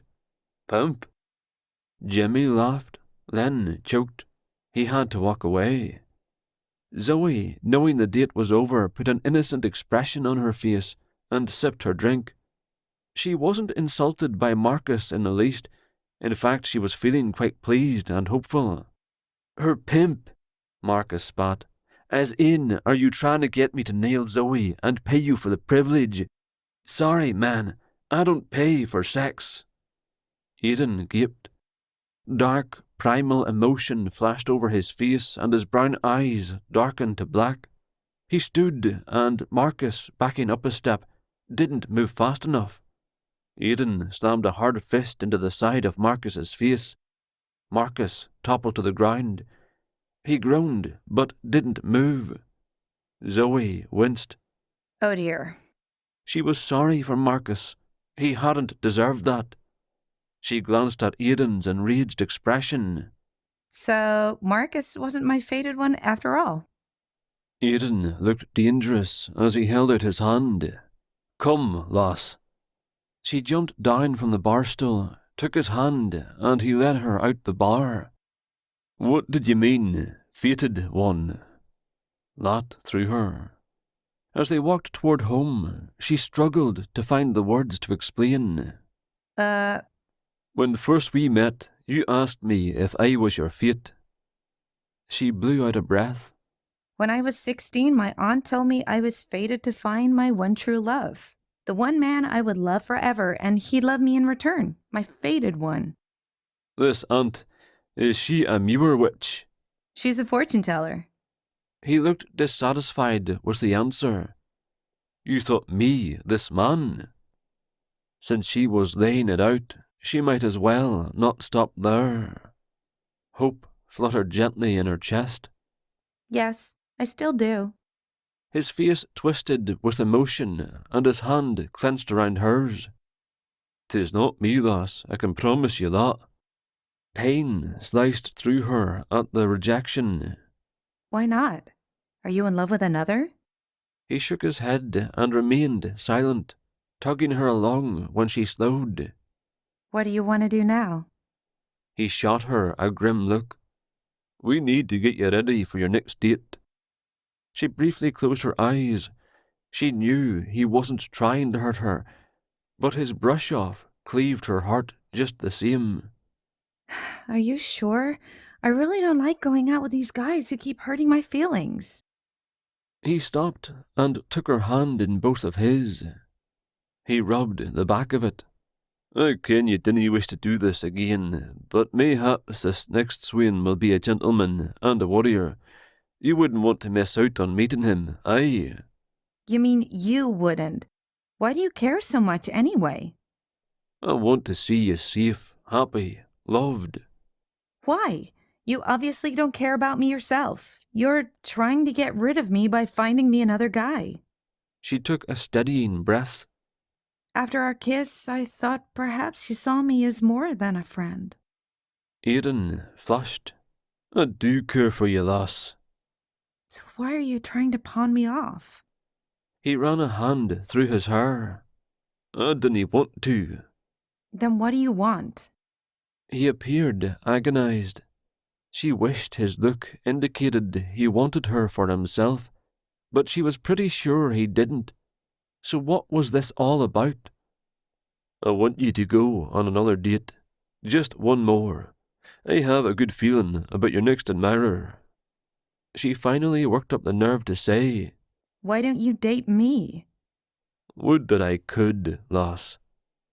That answer just frustrated. I'm afraid you're going to have to do better than that. Let's try this one more date. 'Tis sure things will go smoothly. And she was just as sure they wouldn't, because she had no intention of letting that happen. Chapter 6. Only an hour later, they headed out to her third date. Aiden sighed. Zoey wasn't speaking to him. He didn't blame her. She laid her heart out, and in trying to spare her, he'd smashed it. She believed him her fated one. If only that were true. They'd had to leave early, because this time they took a bus. Zoey insisted she wanted to go to a new location. Free drinks or no, she'd refused to go back to the bar. She'd emailed her third date and changed their meeting place. This time, the zoo, with a meet-up at the merry-go-round. Aiden was curious to see the animals, and he didn't know what a merry-go-round was, so he wanted to see that too. The bus was full of interesting people, and Aiden had plenty of time to study them as Zoey continued to ignore him. She sat with her arms crossed, a mulish expression on her face as she watched out the window. The bus driver was one of the friendliest men Aiden ever encountered. He also had the whitest teeth he'd ever seen on a person. There was an elderly individual in the back, wearing clothes that hadn't been washed in a long while, a pack at his feet. The man was no doubt on a journey of some type. Two females who appeared to be mother and daughter, the girl about 12, a miniature of her pretty blonde mum. He also gazed out the window as they drove by, enjoying the sights, the occasional bursts of speed, and the feel of the bus as it powered along. What an exhilarating experience. Every once in a while, Aiden gave her some advice, though she didn't take it well, but it didn't stop him from doing what needed doing. "You must give this one a chance, lass. 'Tis good you're going to a different location. Outdoors is a much better situation than a pub. We should have thought on that before." I don't want to hear it. "Odds are he'll be a better prospect than the others. They can't all be bad bets. I'll not interfere on this occasion. Watch for characteristics such as kindness, honesty and integrity. I'm not listening. Ask about his profession. He'll need to be a hard worker. He'll not want a slacker." She didn't respond. Aiden decided it had all been said before anyway, and enjoyed the passing scenery. When they arrived at the zoo, she bought their tickets and they hurried inside, joining the crowd. Aiden glanced around, amazed by the place. A market sold stuffed animals, candies and much more. Little buildings sported colourful animal drawings along the sides. Tree-lined, paved trails led in all directions, no doubt to observe the animals. People ate delicious-looking foods as they walked. Zoey paced ahead at speed and Aiden hurried to catch up. 'Twas crowded, and he'd occasion to wait his turn on the trail, or step around when space permitted. He kept Zoey in his sights as she hurried ahead, not waiting on him. In the distance, he could see the carousel Zoey described. It circled, the horses rolling up and down, people flowing into the air and back again. Fascinating. A male approached Zoey. Aiden was far enough away and the crowd loud enough he'd no hope of hearing, but Zoey smiled, and apparently something her escort said made her laugh. 'Twas a real laugh. Aiden knew the difference. Disgruntled, his mouth twisting, he followed behind the couple as they meandered around the park. Occasionally, he stopped to stare at an animal in amazement. He could spend a lot of time in this place, and wished his brothers could see the sights as well. Gareth would be stunned by the elephant. Liam would love the giraffe. The cage full of monkeys reaching to the sky left Aiden dizzy with excitement. That such animals existed was amazing. He had to keep himself on task and hurried to catch up with the couple. They chatted and seemed to have a pleasant time. Aiden frowned. As far as he could see, there was nothing off about her date, and he seemed a gentleman.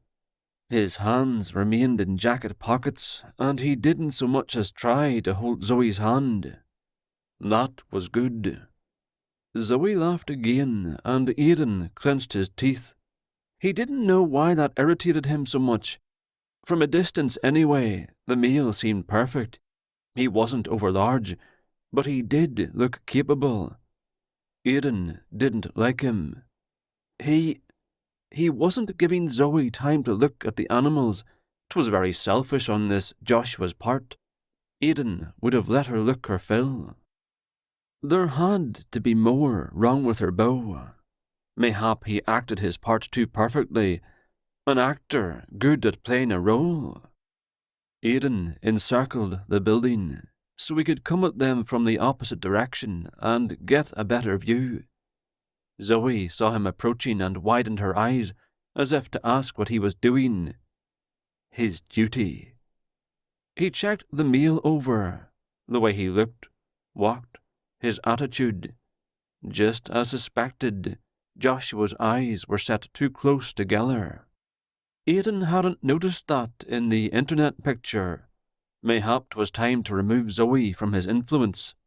"Zoey, Have you had a good time? Are you finished for the night? Her date glanced between the two of them and studied the way they gazed at each other. Who's this? Aiden, what are you doing? 'Tis not to concern you. Zoey, let us leave now. Zoe's swain glanced between them. Is this your boyfriend or something? Zoey bowed her head. Or something. You told me you were single. The man walked backward a few steps. But the way you're staring at each other, you two obviously have something going. I'm out of here. Oh, Joshua, I'm sorry. Joshua turned back. Zoey, in future, please don't waste a guy's time. If you want to play some crazy game with your boyfriend, I think most men would want to be left out of that. I know I feel gypped for wasting my evening. Zoey looked stricken. No, Joshua, I'm sorry. That's not it at all.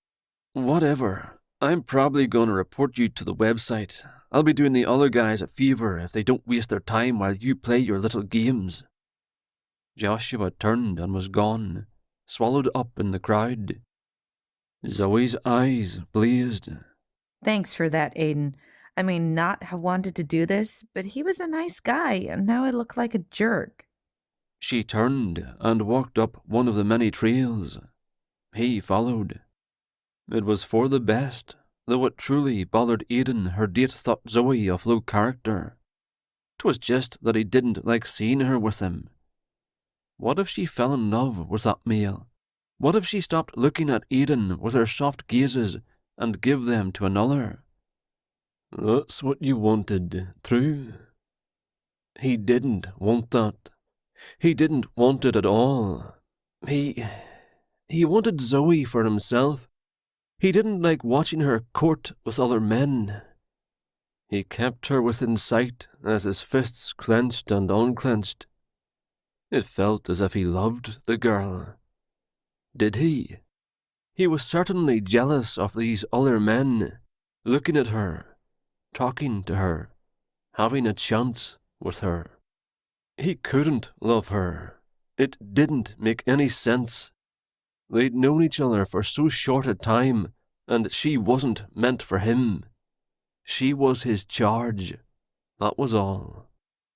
And he'd selfishly sabotaged her chance at obtaining a protector when he'd nothing to offer in return.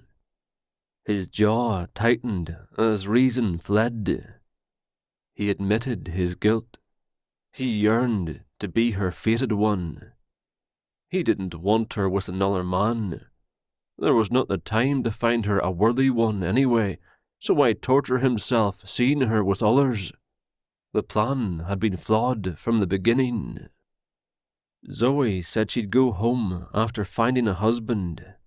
Perhaps even if she resisted, he'd persuade her to go home without. He'd still the time to escort her to her village. That way he could spend whatever hours he had left with her. And when Aiden disappeared, he'd know she was safe in her father's and brother's care. And wherever he ended up, he'd not have to remember her with another. Those soft smiles would always belong to him.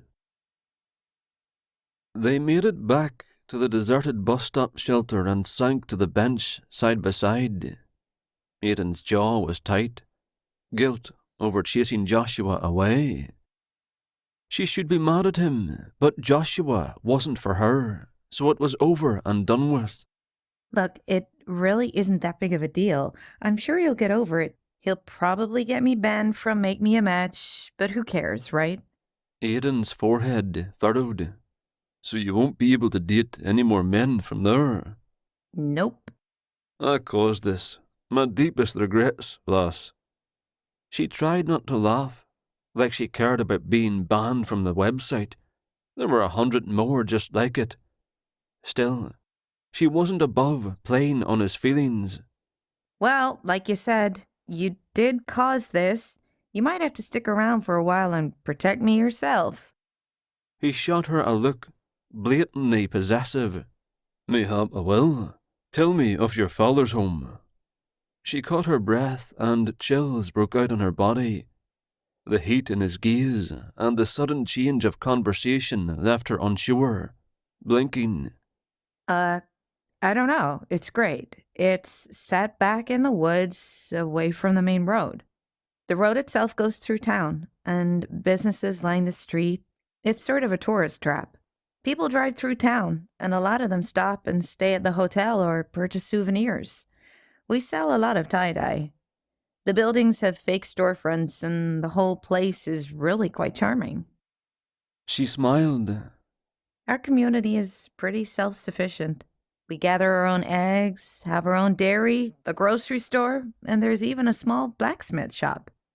Aiden appeared fascinated. I grew up in such a place. When I travelled, I always yearned for home. Why would you leave to come here, to be alone? I told you. I'm looking for my fated one. She glanced at him, then away. She clasped her hands, suddenly unwilling to meet his gaze. The problem was that possessiveness hadn't left his eyes, and it was affecting her. How was she supposed to believe he didn't want her when he looked at her that way? She breathed in, gazed at the ground, and shuffled a foot. I really like you. I like ye as well, lass. His voice deepened. Her brows pulled together. Why was he determined to pawn her off on someone else? Did you tell Preston about your home? About Harmony Falls? She nodded. He called it Hicksville. Perhaps I should go and pay the man a visit, so we can eliminate him as your attacker. She shrugged. I have no idea where he lives. I never went to his apartment when I dated him. Is there a way to find him? She shrugged. She could tell him they could hire a private detective, but why give him any ideas? If he thought her safe, he might leave. His lips pursed and he stood to pace back and forth in the cool night air. Frustrated, was he? Well, welcome to the club. She was too. The real problem was she might just be falling in love with the man. She frowned. It was fast, she knew, and unfortunately the thought made her sad rather than glad. Why didn't he love her back? Did that mean he wasn't her fated one after all? Was all this excessive emotion he pulled from her wishful thinking? He gripped the edge of the bus stop shelter. I think we should go to your home, lass. I dinna believe we'll be able to find ye a man before I leave. You need to be within the protection of home and family. Well, that was pretty clear. How many times did he have to say he was leaving before she heard him? On the other hand, he sounded quite fascinated by her village, as he called it. Maybe she should take him there. The place felt almost magical at times. Maybe it could work a bit of magic on his heart. Suddenly, it seemed imperative she return home, with him. Okay, I'm willing to go. His face relaxed. It will be much easier to see strangers coming. I'll go as long as you go with me. He scowled. Of course I'm going. You get the strangest ideas. Do you think I'd leave you alone with a madman running about? The madman part she wasn't so sure about. But if it motivated Aiden to go with her, to spend more time in her company, she was all for it. She stood as the bus came into view. You're right. We better get out of here before the madman finds me. He nodded, decisive. We'll collect your kitties and leave at first light. Worked for her. Just let me do it. No, you're not allowed. The cats joined the conversation by yowling from their cage in the back seat. Aiden never thought of himself as the pouting type, but even he had to admit he might be pouting a wee bit. It appears an easy enough task. It's against the law. Aiden sat back and tugged on his seatbelt irritably. Zoey didn't own a car, but she'd been able to rent one. The owners had promised to have someone pick it up tomorrow. Handy, that. But she was so delicate, and driving such a large piece of machinery, it didn't sit well with him, though he had to admit she did seem competent. He looked out the window at the passing pine trees, the sunshine, and white clouds. 'Twas just that he itched to drive the car himself. He asked about 100 questions, and she patiently answered them all. He was now positive he would be proficient at driving the thing. No doubt better at the task than Zoey. He was a man, after all. But she wouldn't let him. Apparently, you had to have a license of some sort, or you could get arrested by the police. She had one, but he didn't. Ridiculous. The car, as Zoey called it, was simplicity itself. It might be a large and powerful piece of equipment, and Zoey had told him it had the equivalent of many horses underneath the bright red hood, but he knew he could drive it with no problem whatsoever. He was dying to get a look at those horses. Zoey had promised him she'd open the hood when they next stopped. The speed of the vehicle was exhilarating. Flying down the smooth road, watching the trees blur past, was an amazing experience. When he thought of how long it used to take him and his brothers to journey anywhere, this was simply fantastic. He wanted a car. He saw now why so many crowded the city. With cars available, why wouldn't you want one? What male could resist? And the convenience of it all. Even a lady could drive down the road unmolested, with no fear of ruffians, assault, or robbery. "I must get myself one of these." The cat yowled in response. Zoey giggled. It would never happen, though, would it? He'd move on, possibly mere hours from now.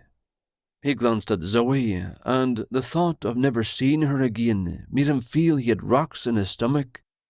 Mayhap the speed with which they moved would confuse the witch. Mayhap she'd have a difficult time finding him, and he'd have a few more days with Zoey. He liked that idea just fine. Moor yowling. "For the love of St. Christopher, quiet down back there." He threw the words over his shoulder. The cats quieted. They just want your attention. Will you be so impatient with our children?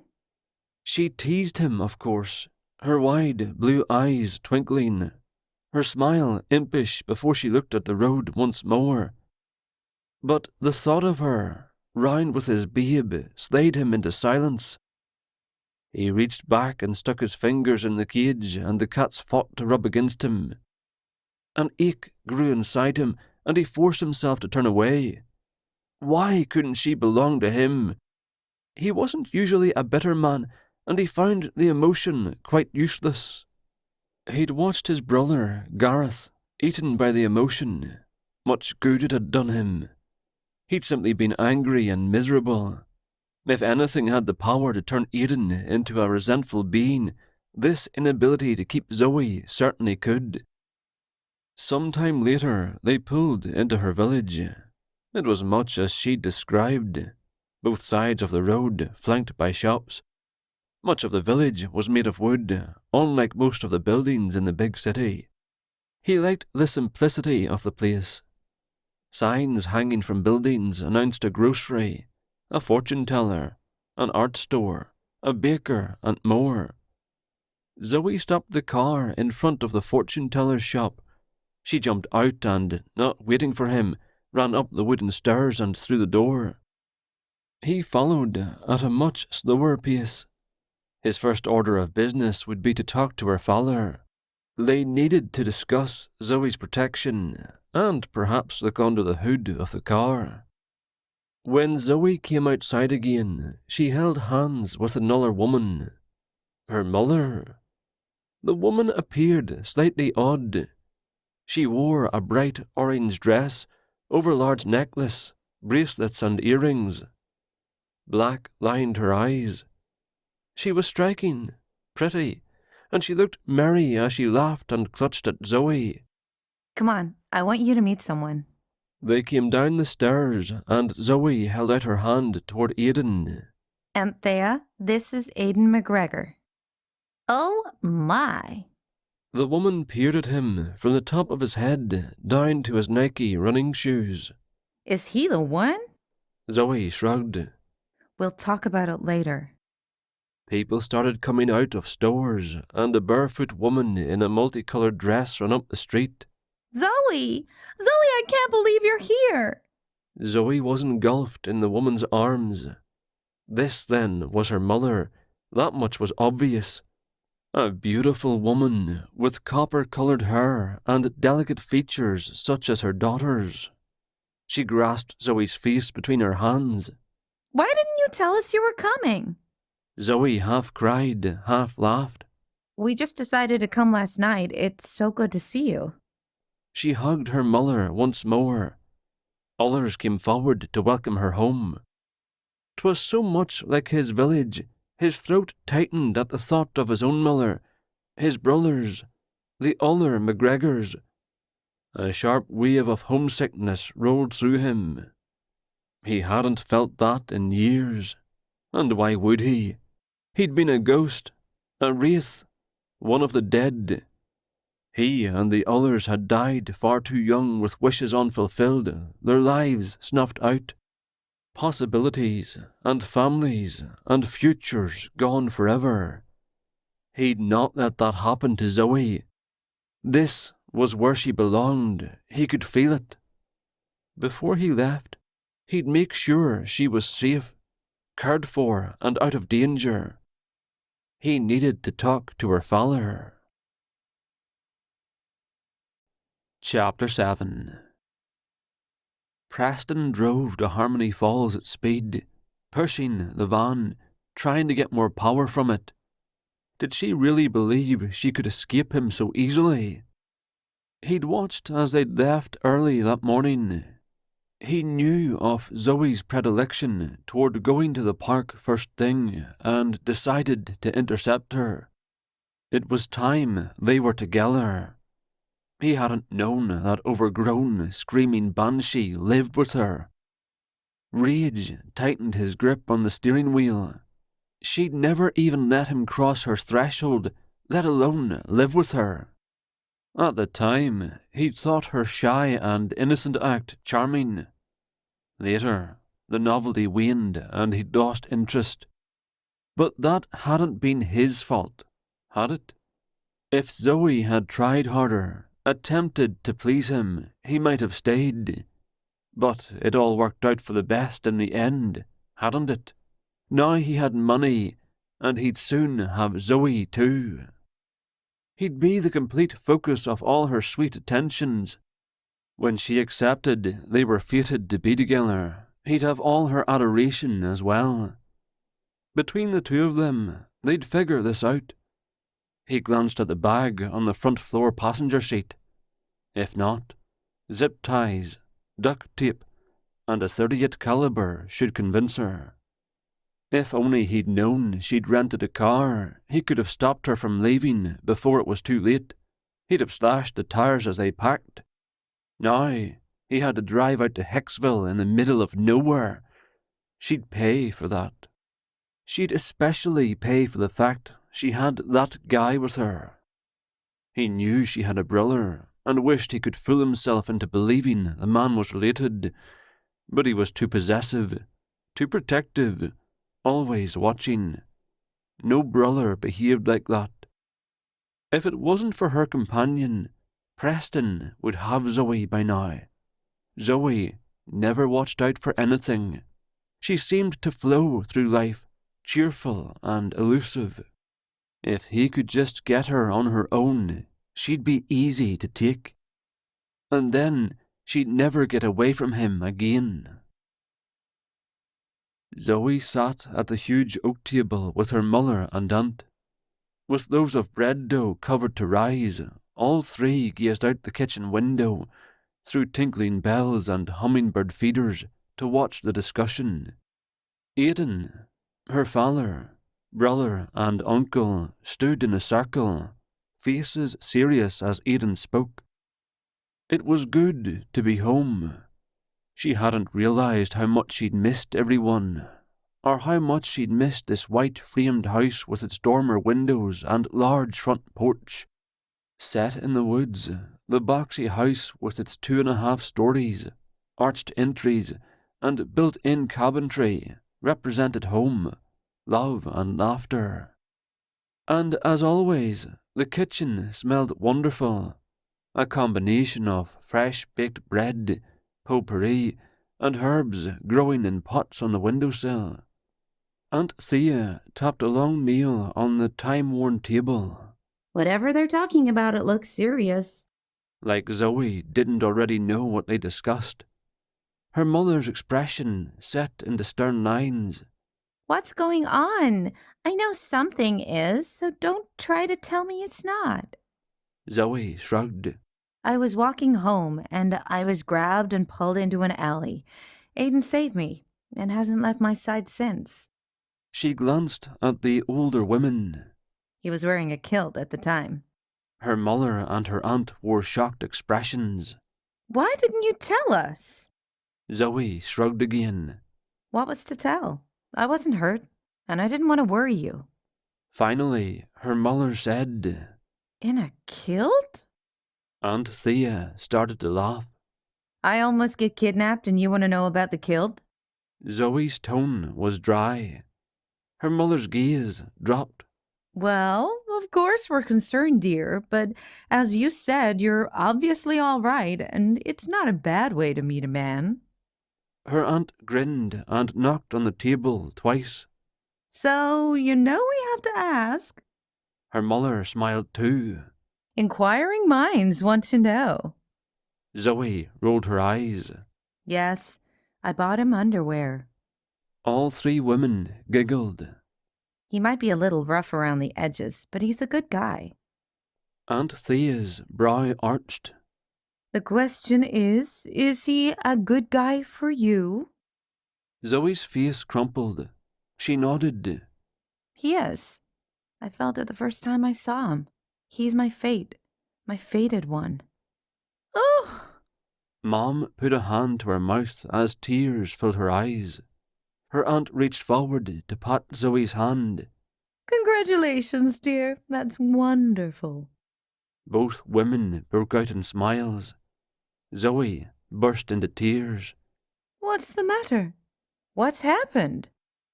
Zoey, her head on top of her folded arms, shook her head. He doesn't want me. Both women laughed again. Zoey lifted her head and slammed her hand on the table. The older women stopped laughing and exchanged glances. I'm serious. He's been trying to set me up with other men. He made me go on 3 dates with 3 different men yesterday. He's trying to find someone for me. A protector, he says. I don't know. Maybe he feels sorry for me. He claims he's trying to protect me. He thinks the man from the alley is still a threat. And I just think he doesn't want me. I doesn't know how to say so. Her mother leaned forward and handed her a tissue. Dearest, I promise you, that man wants you. Have you seen how many times he's glanced toward the house since you've been inside? Her aunt nodded, satisfaction filling her face. Oh, he wants you all right, but apparently he just doesn't know it yet. Zoey glanced between both of them hopefully. Do you really think so? I do. Her mother smiled. Aunt Thea drew herself up. You do know what this calls for, don't you? Her mother nodded. A love potion? This time, all 3 women laughed hysterically. So, do you see the seriousness of the situation? In talking with Ethan, Zoe's father, Aiden tried not to feel disappointed, but the man wasn't quite what he expected. He was not a warrior. Neither was her uncle. The man had left in the middle of the conversation to take a call. No matter. River, Zoe's brother, looked capable of the task. He watched the entire exchange, his expression serious.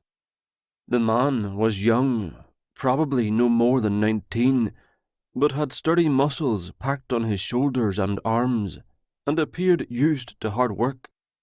Ethan waved his hand in a dismissive gesture. Yes, someone tried to kidnap her. Just horrible. Except you stepped in, didn't you? It was like it was meant to be. Aiden tried to hide his frustration. We have to be vigilant.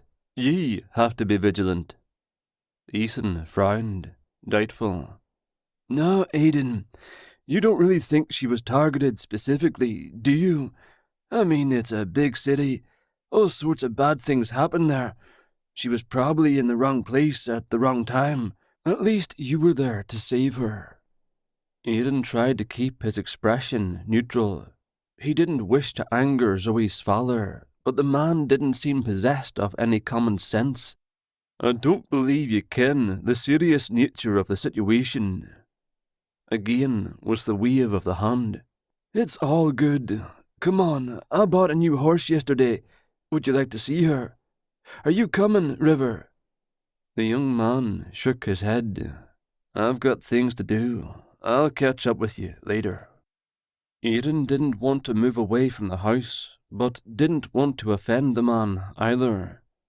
He'd had the care and protection of his family for a long while, and it seemed as though he'd done a credible job. Zoe hadn't mentioned anyone disappearing or dying on his watch. He glanced at the house for a long moment. It was isolated, set back from the town and in the trees. But there were other homes nearby as well. Zoe was indoors with her female relatives and should be safe. He nodded. All right, I'd love to see the horse. They walked around to the back to a corral with 4 beautiful animals inside. Do you know horses? Ethan asked. I've always been around them, yes. His mouth quirked. They were the only option for transportation besides our feet. Ethan grinned. Good man. We rent these horses to tourists, so they're quite tame. My brother-in-law and I own the hotel at the edge of town, so people come to stay, then go horseback riding. It's probably the most popular activity, other than the zip line on the other end of town. The Andersons own that. Aiden didn't know what a zip line was, but decided he wouldn't be here long enough for it to matter, so didn't comment. But the rest was impressive. It looks as if you've some steady business. Ethan nodded. There are the shops, the trails, and the Jorgensens have 4-wheelers they rent out. We look out for each other and try to keep steady income for everyone. People come from miles for fresh eggs and milk. We have goat's milk too, and some specialty cheeses. Aiden glanced at the outbuildings and was impressed. You do good work here. Ethan smiled, pleased. We all pull together and help each other out. When they reached the corral, the horses approached. Aiden could see Ethan took good care of the animals.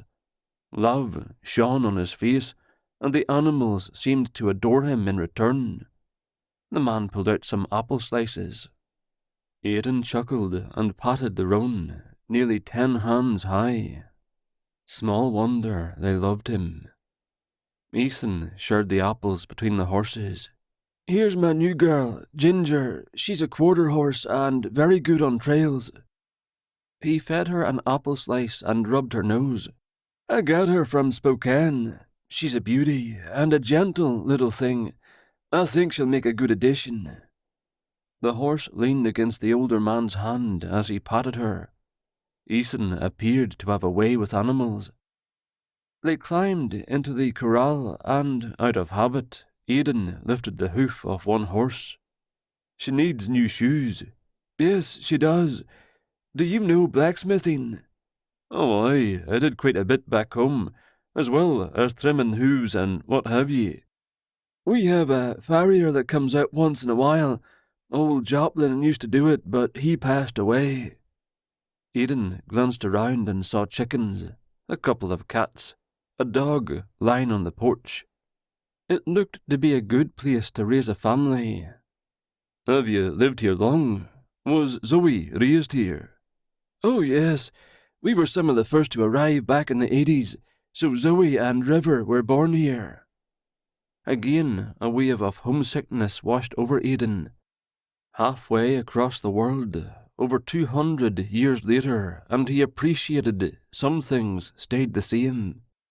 He was glad Zoey had been raised in such a wonderful place, much like his own, with caring people and community.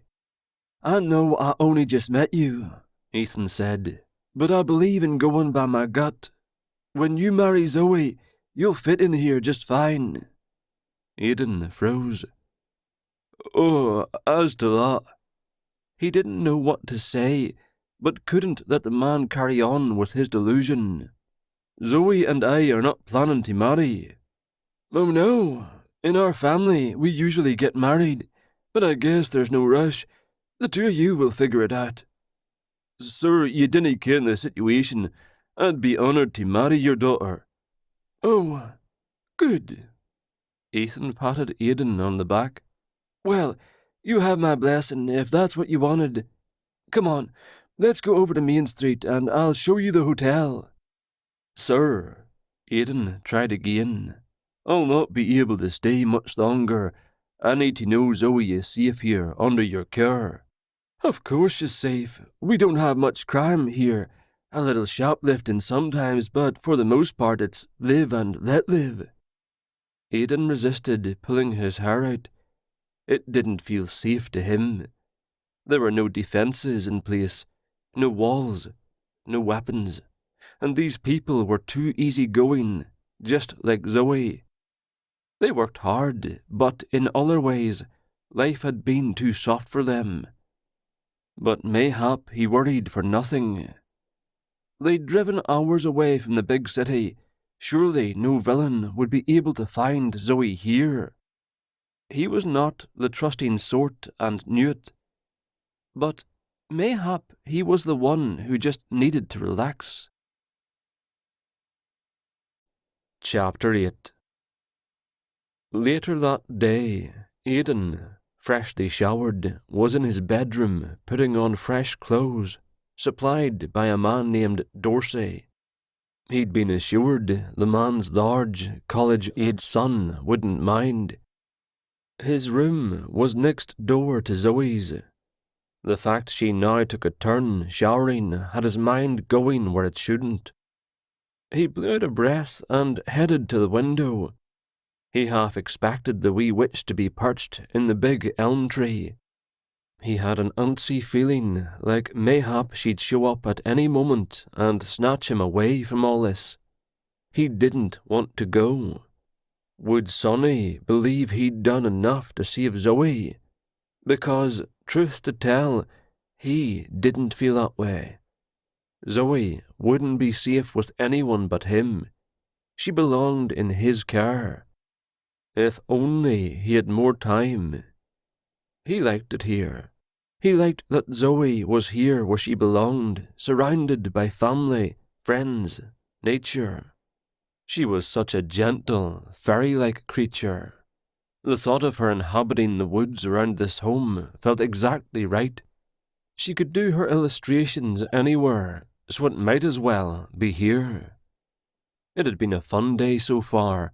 Working with some other men, they'd repaired the roof of the gift shop. Aiden was fascinated by the tools he'd never had access to before, but that these men took for granted. The things he could build. He'd seen some of them before, when repair work was done at Culloden Moor, but more often than not, he'd missed the repairs, living his in-and-out existence. And now, surrounded by Zoey, her two cats and her family, he felt alive, needed, unwilling to leave. Bitterness clenched tight in his chest. Why couldn't he have her?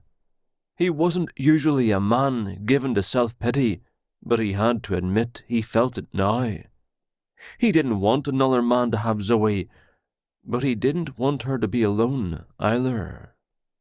Again, he wondered if leaving the location where the witch had deposited him would make it harder for her to find him. He certainly hoped so. Earlier, he'd eaten lunch with the men. There was a sandwich shop in town, and they'd all piled in to sit behind a table in the corner, reserved for townsfolk. It made him feel accepted, as if he was part of the family.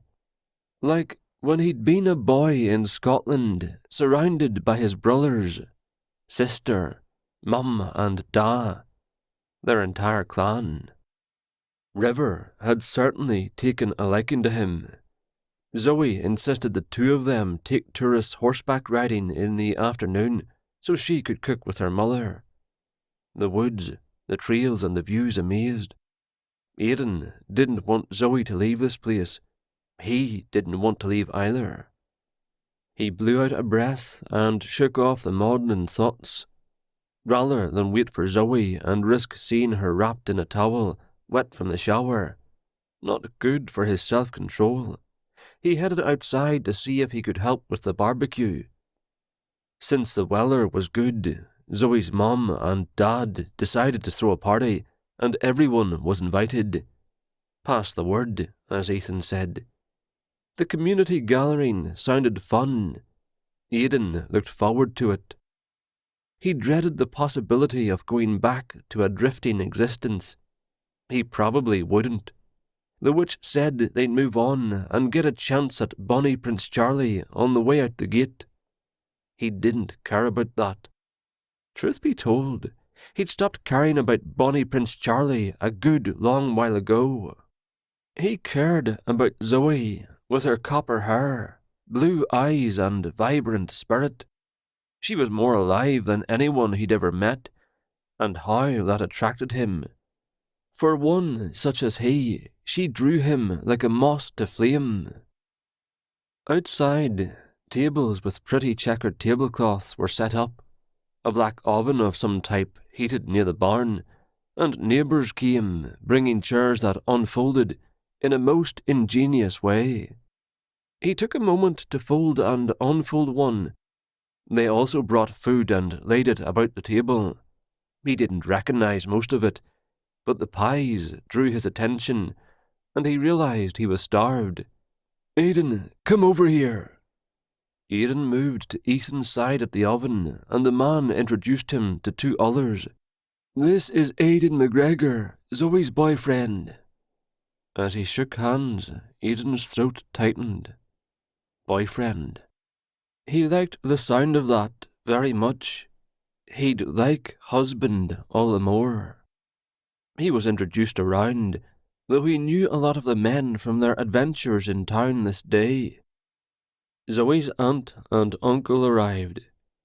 When Zoey's uncle learned Aiden didn't know how to barbecue, he was shocked and determined to teach him the skill.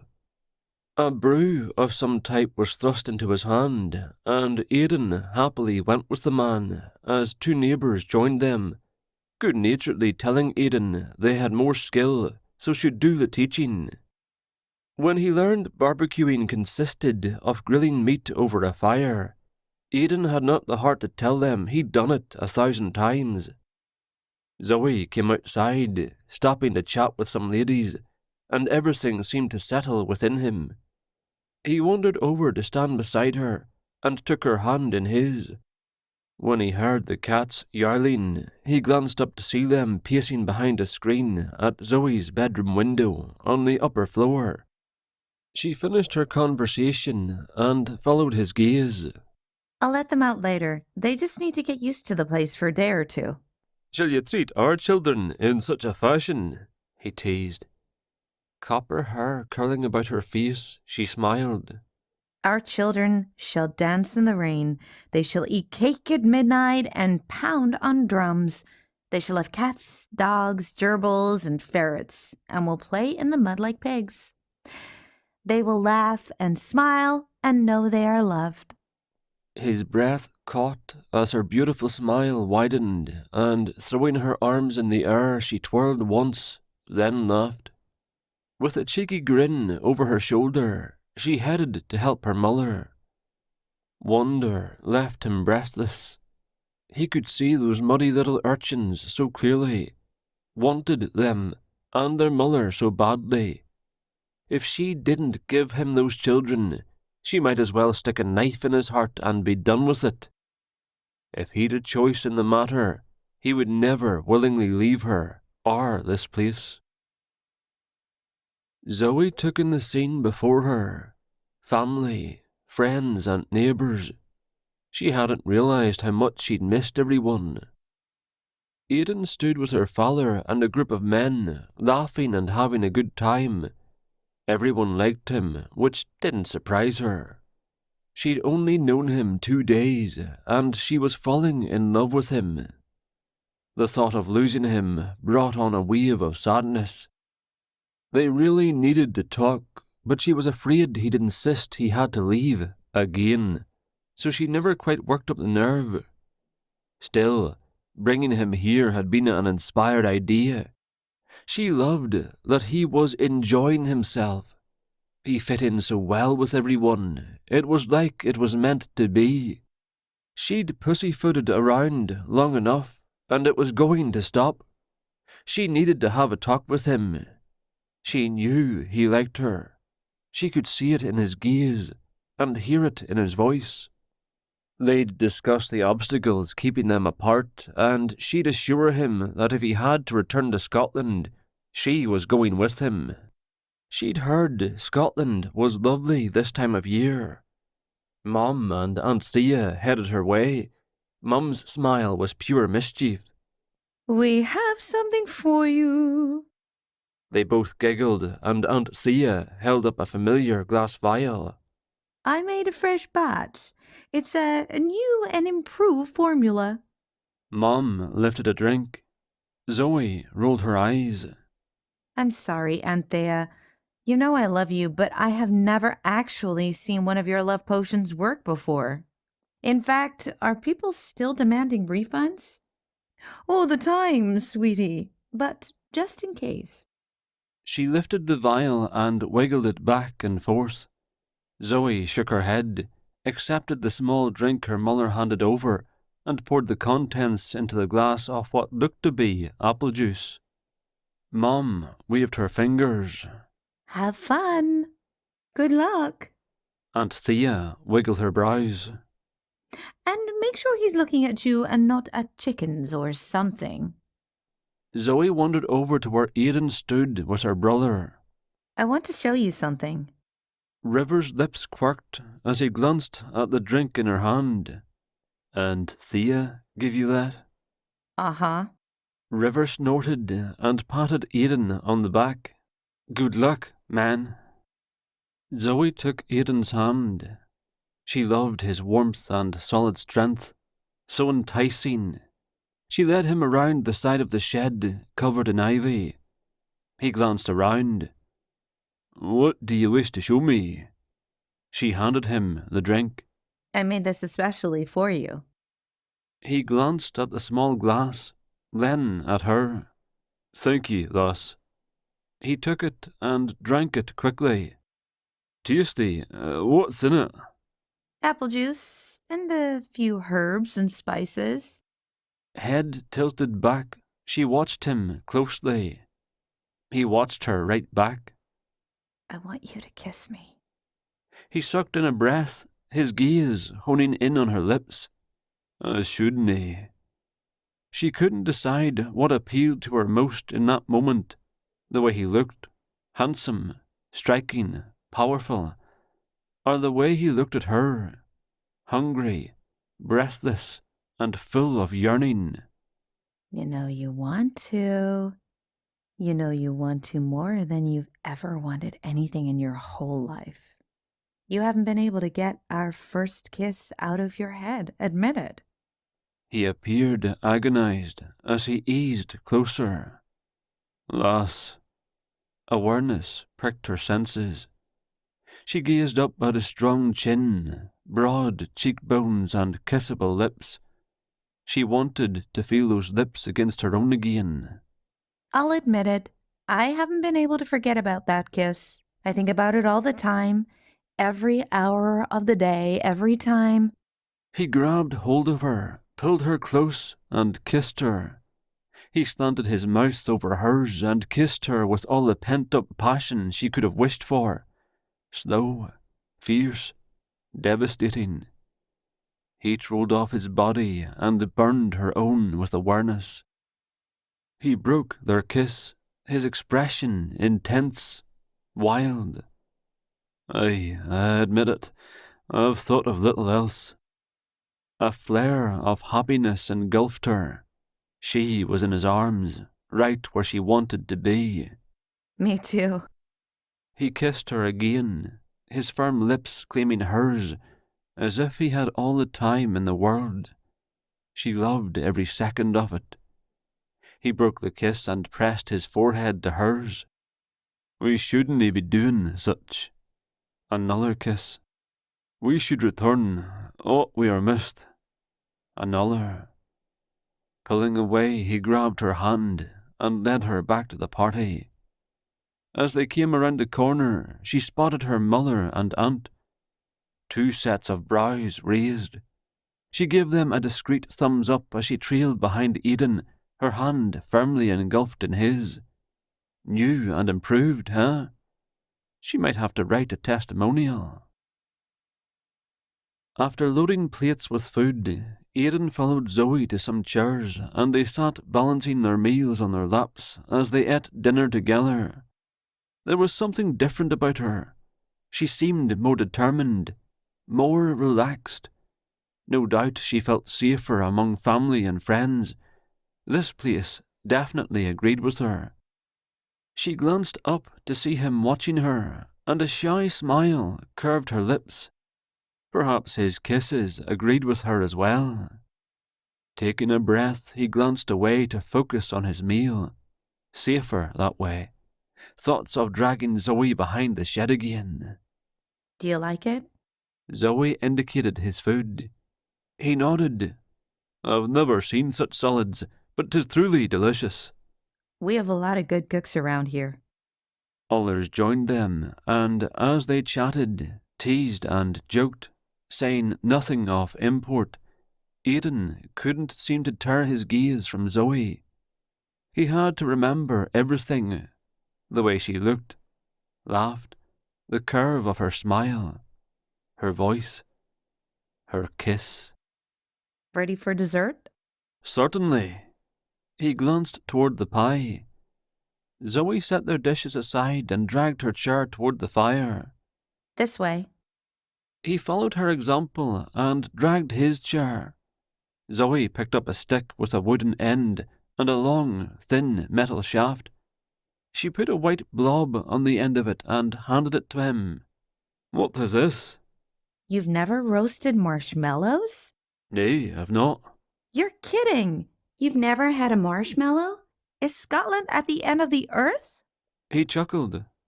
I'm game to try one. She showed him how to hover the treat over the fire. Make sure you don't let it catch fire, or else you'll have to throw it away. Others joined them, mostly children, and he conscientiously did as she asked and turned marshmallows at the same time. When Zoey declared them finished, she pulled hers off the stick and gently took a bite. The thing stretched. He bit into his, and his eyes widened. She chuckled. Oh, he likes it, doesn't he? Her teasing made him smile. He did indeed.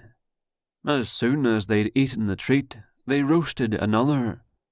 He could see Zoey's cats up in the bedroom window, gazing down on everyone, the glow of a light at their back.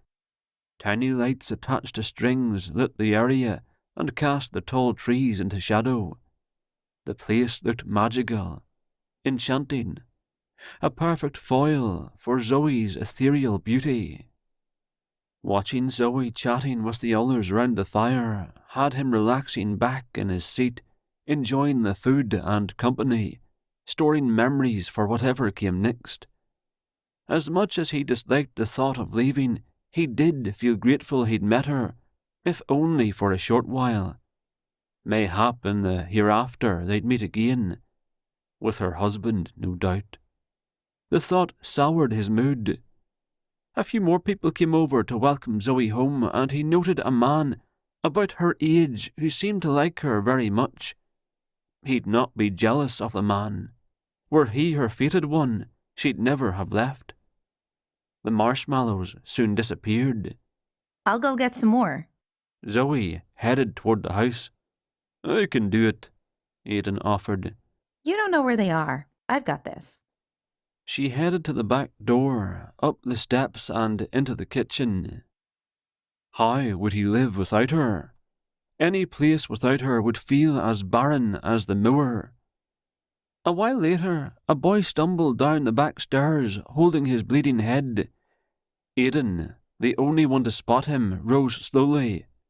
A chill ran through him, leaving him as cold as a Highland winter. "Zoey's been kidnapped," he cried. Everyone quieted and turned. With an exclamation, a woman rushed toward the boy. Derek, what happened? Aiden, his heart thundering, was already moving.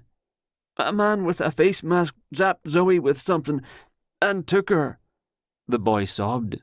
"I followed him out front and tried to stop him, but he put her over his shoulder and slugged me in the head. I tried to."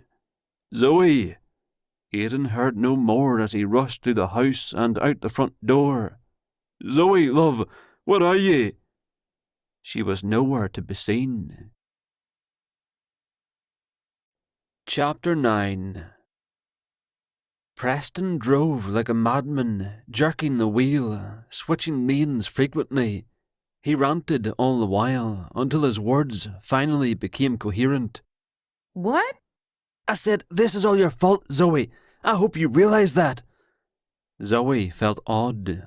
Her body wasn't working right. Her back hurt and memories started to return. Had he really stunned her with a taser? She lay slumped in the passenger seat of his car, still trying to comprehend. Ties bound her wrists. Her back throbbed on one side. Preston jerked the steering wheel and sped along a grass lane. No mailbox, so nothing to recognise, and in the side mirror she could see a limited amount of dust trailing them that would no doubt settle quickly.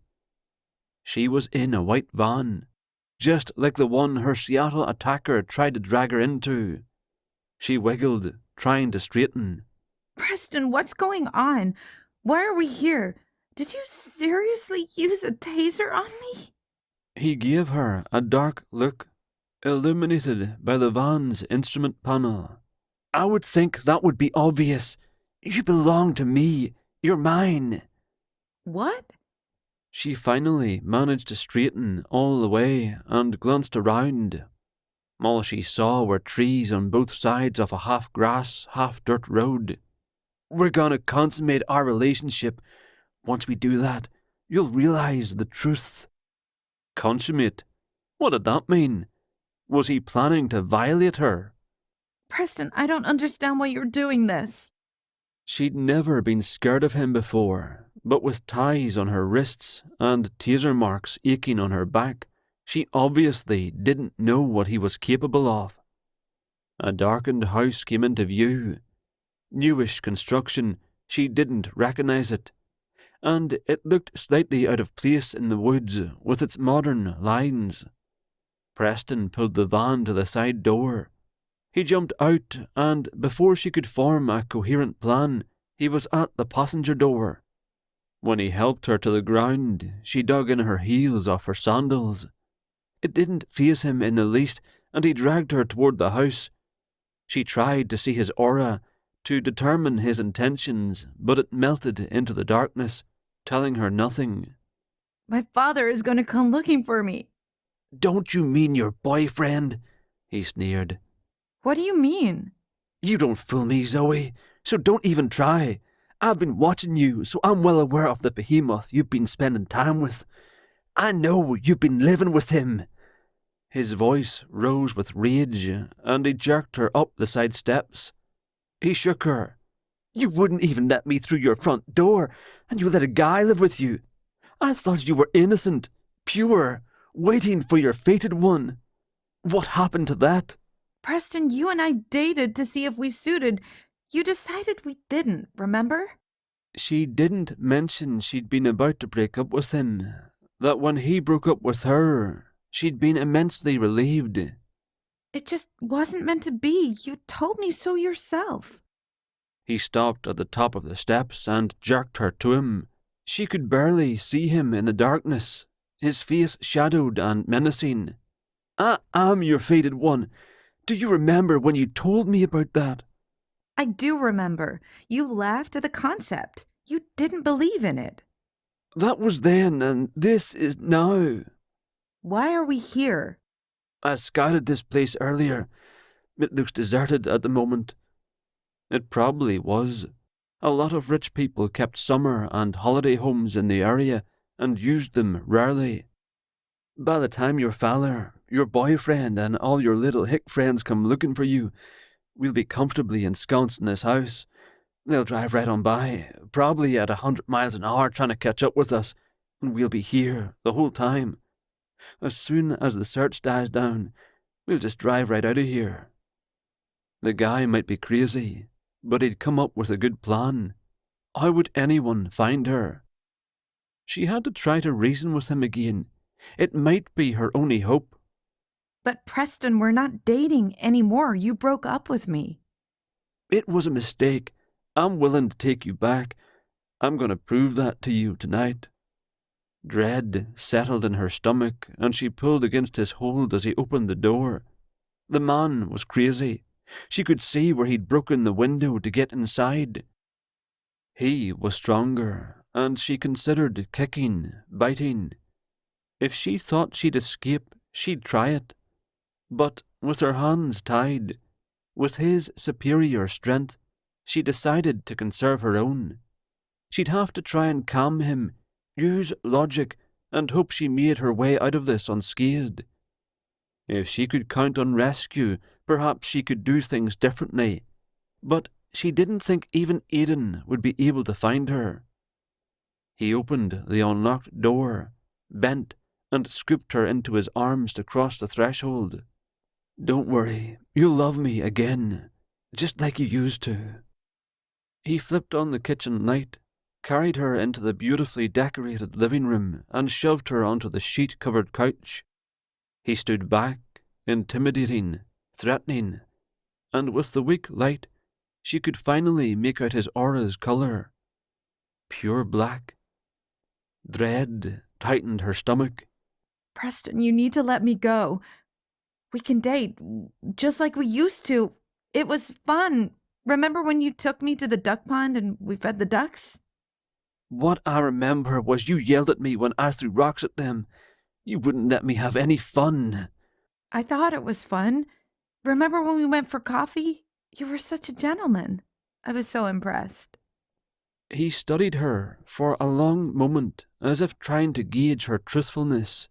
You didn't like me yelling at the waitress, even though she was clumsy and stupid. What about the movie? We both liked it, right? You held my hand.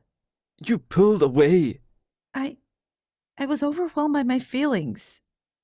I want you to admit I'm your fated one, that it's you and me together, forever. How did she get out of this?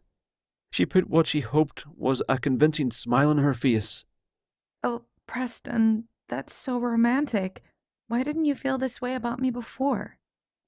He stroked her cheek, and she barely kept from flinching. He knelt down and placed a hand on her knee. Instinctively, she jerked.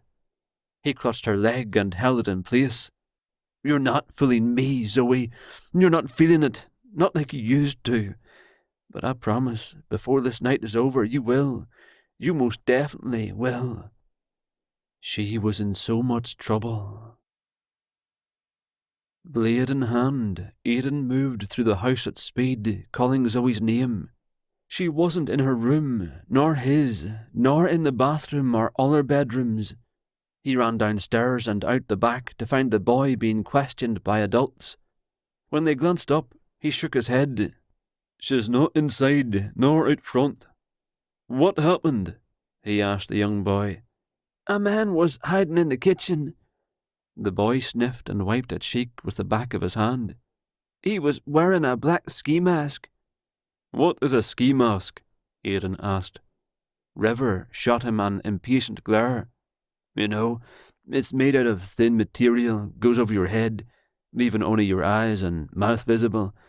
It's a hat for your entire head and face." "Does it give the look of a snake?" "I guess, sort of." So Aiden had actually seen a man the night of Zoe's attempted abduction, not a hybrid monster. Heat crept across his cheeks at his foolishness. The young boy continued. "He jumped out from behind the kitchen door when Zoe came inside. He pressed a taser to her back." "What is a taser?" "It's a weapon." Irritation had River's voice rising. "It electrocutes. It can make you pass out for a short period of time. Were you raised by wolves?" Aiden ignored Zoe's brother. "Then what happened?" "He threw her over his shoulder and I ran after him. I told him to let her go, but he turned around and hit me on the head, and I fell." Resentment flashed across the boy's face. "He took Zoe out the front door." "Is that everything? Do you remember anything else?" "He was driving a white van." "Like a delivery vehicle?" The boy nodded. Aiden knew that van. He'd seen it before, and the man as well. "Let's go." Aiden went around to the front of the house. In this day of automobiles, such a villain could speed far away in a short period of time. Ethan, River, and 2 other men came out the front with keys. "You want to drive?" Ethan asked. "No, you drive." He'd not let his inexperience slow their chase and put Zoe at risk. "Do you ken where he might have taken her?" Grim-faced, the men shook their heads. River shot him a questioning look. "Do you know who took her?" "A man with a mask tried to take Zoe 2 nights ago in an alley." 2 days. His 2 days were through, and he'd lost her. "I suspect it's the same villain. It may be her ex-boyfriend, a man by the name of Preston North III. Zoe thought perhaps it was a random attack, but this proves it wasn't." "You should have gone to the police." "We did. At the time, Zoe refused to name her ex because she wasn't sure." River groaned. "She would." "We'll have to split up." Aiden tried to formulate a plan. "There's only the one main road through town, correct?" Ethan, his arm wrapped around his worried wife, nodded. "That's right." "I suspect he'll take her toward the city." He took in the 5 cars and the 5 other men. "We'll have to split our forces. 2 of ye take the south route and 3 of us will go north toward the city." River finished his phone call. "I talked to the police up in Roseville. They're going to set up a roadblock and check all the cars. They couldn't have gotten far by now. I'll call the next town south. Let's get going." Excellent. Aiden wouldn't know to think of such a thing, and gratitude for the amenities this time and place offered flooded through him. A bit of the tension eased in his chest. If they could stop the man before he escaped into the big city, they'd have a chance of finding Zoe. He remembered a girl taken from his village. When they'd finally tracked her down, she'd been married to her abductor, and after thrashing the man, her father felt forced to give his blessing. They'd find Zoe before it was too late. They jumped into cars and took off. He and Ethan turned to the north, as did 2 other cars behind them. The others went south. Why had he let her go into the house alone? Why had he lowered his guard when she was in his care? Where were his senses? This, then, was why the witch hadn't come for him yet. He hadn't done his task correctly. She'd warned him not to disappoint. Had she known all along he'd fail? His hands clenched. He'd not fail. They'd find Zoe and rescue her. That's all there was to it.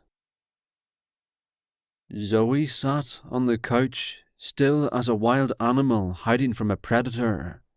Preston was ranting and raving again, working himself up, but to what end exactly? That was the question. She was afraid she knew the answer. You never let me into your apartment. We always met somewhere else. It was like you weren't giving me everything you had. You never committed all the way, so it confused me. You confused me. If you would have tried harder, tried to please me more. Zoey barely breathed. She was afraid to attract his attention. Why hadn't she stuffed her phone in her back pocket? Did this house have a phone hooked to a landline? These days, one never knew. Preston's rant finally wound down. He stopped in front of her and placed his hands on his hips. With the weak light from the kitchen, she could see him, but not clearly. He made an ominous figure with his face in half-shadow. Tell me about this guy you arrived with. Is he your brother? A cousin? Don't try to lie to me, because I'll know. She bit her lip and considered lying. She finally took a breath and, worried he already knew the truth and tested her somehow, told him. He's just a guy I met. I was attacked in an alley a couple of nights ago, and he felt I needed protection. Preston didn't respond. That was you, wasn't it? In the alley. It was supposed to be a romantic gesture. He sounded petulant. Romantic? Whoa. She bent her head. I didn't think it was you, Preston. And do you know why? Why? He sounded genuinely curious, like she should have known it was him, should have known they were about to have a romantic moment together. Double woe. I didn't think it was you because you married another woman. He threw out an arm and turned to pace away. It wasn't like that, Zoey. You didn't marry her? I'd heard you did. Make Me a Match announced it on their website. Oh, I married her, all right, but it didn't work out. She wasn't you. I couldn't get you out of my head. He turned to point an accusing finger. So if my marriage didn't work, you can blame yourself for that, can't you? Somehow she should have known she'd get the blame. She didn't know what to say to that, but wanted to keep him talking. I'm so sorry, Preston. Can you tell me about her? Why did you choose her over me? I thought I liked her. She's pretty enough. She should be with all the money she spent on beauty treatments. It's just, I think I was seduced by her lifestyle. The nice house, the nice clothes, the nice cars. She tricked me. I would never have left you for her, even if she hadn't taken me to fancy lunches, dinners, and introduced me to her friends. It was the better deal. Eyes widening, she shook her head and tried to look hurt. A better deal? How's that supposed to make me feel? He threw out his hand again.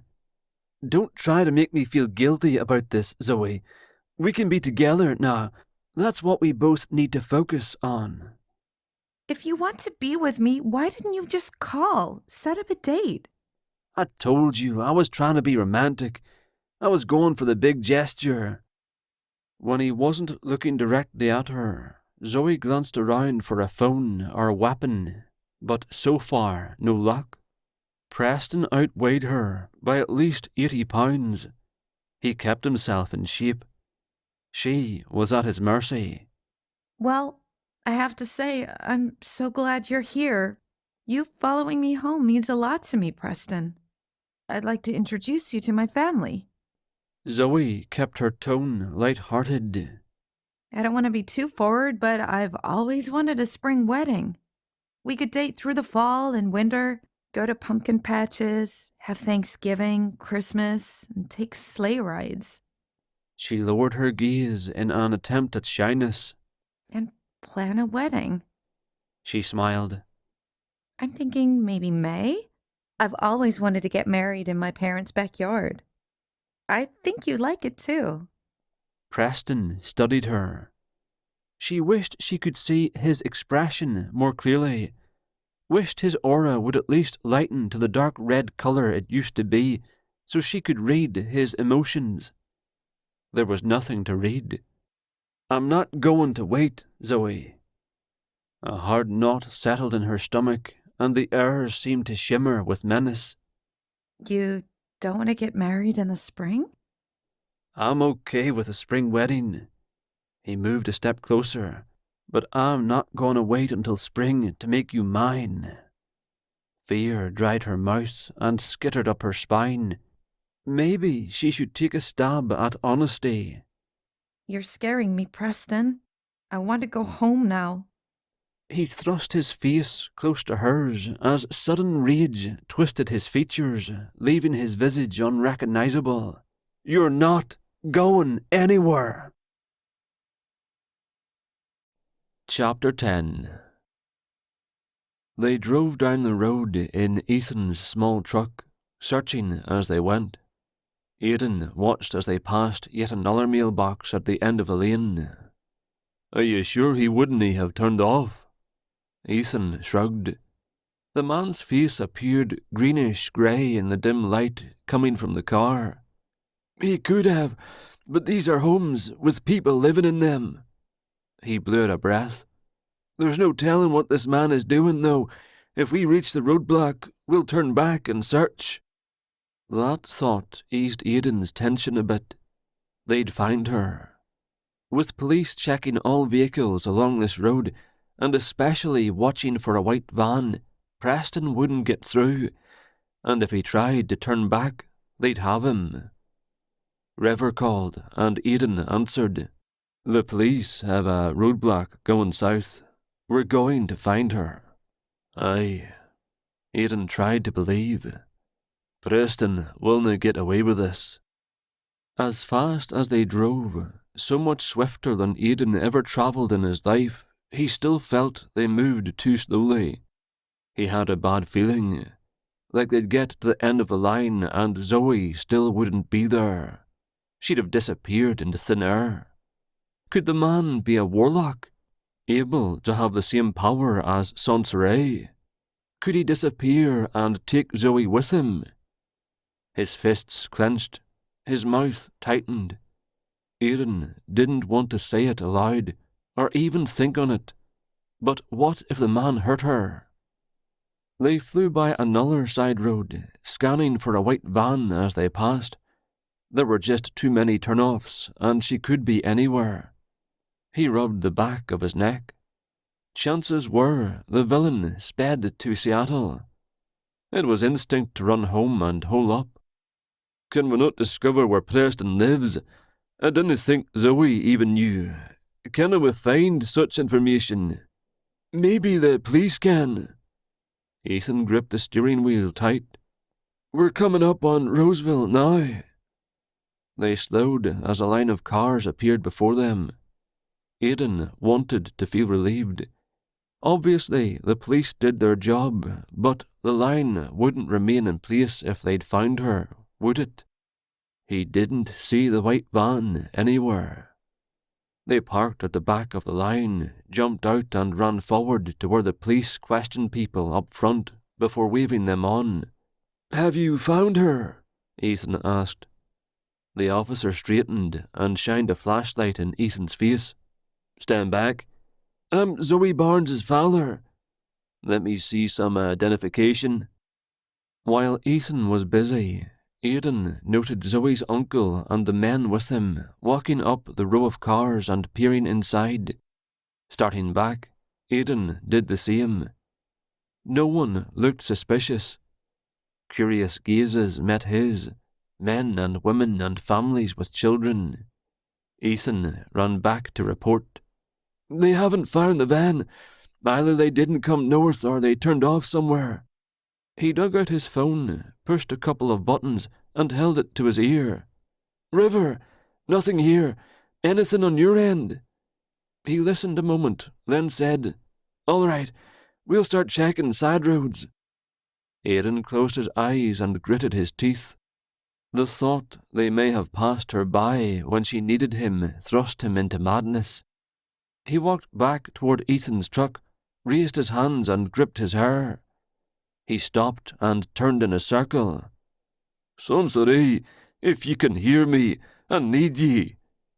He'd wanted to call on her before, but worried she'd snatch him away as punishment for Zoe's disappearance, for his inability to keep her safe, and he'd never find her.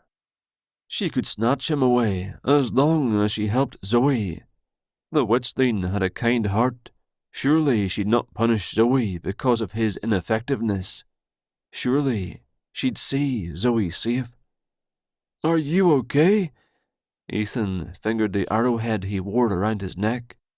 "I'm fine." Aiden scanned a quick look at the heavens, unsure where to search for the witch. Ethan patted him on the back. "Let's go. Your instincts are probably right. We'll search each and every turnoff. We're going to find her." Aiden nodded, and with one last search of the heavens, jumped back in the truck. "It's time." Zoe sat frozen on the couch. Preston extended his hand. "Come on, let's go upstairs. The master bedroom has a bathroom. Don't you want to shower first?" First, she didn't want to know what came second. When she didn't reach for him, his lips tightened and he pulled out a knife. She gasped and shrank back.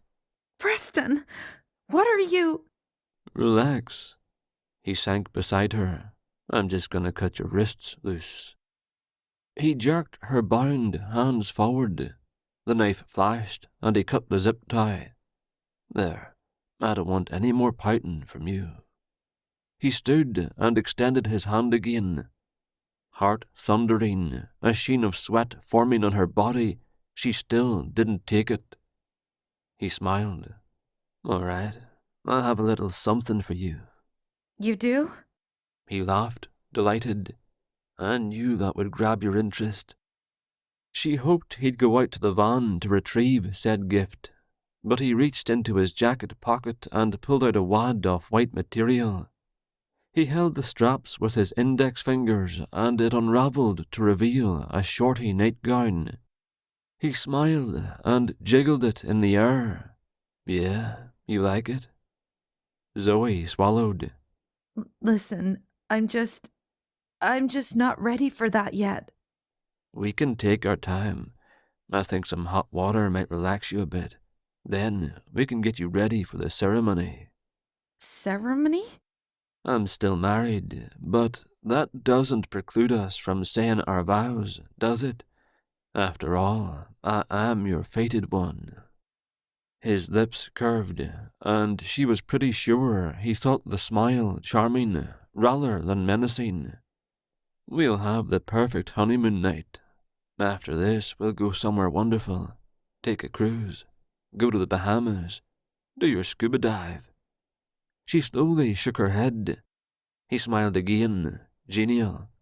"That's okay. You can learn on site, and over the next few months you can plan that spring wedding you've always wanted."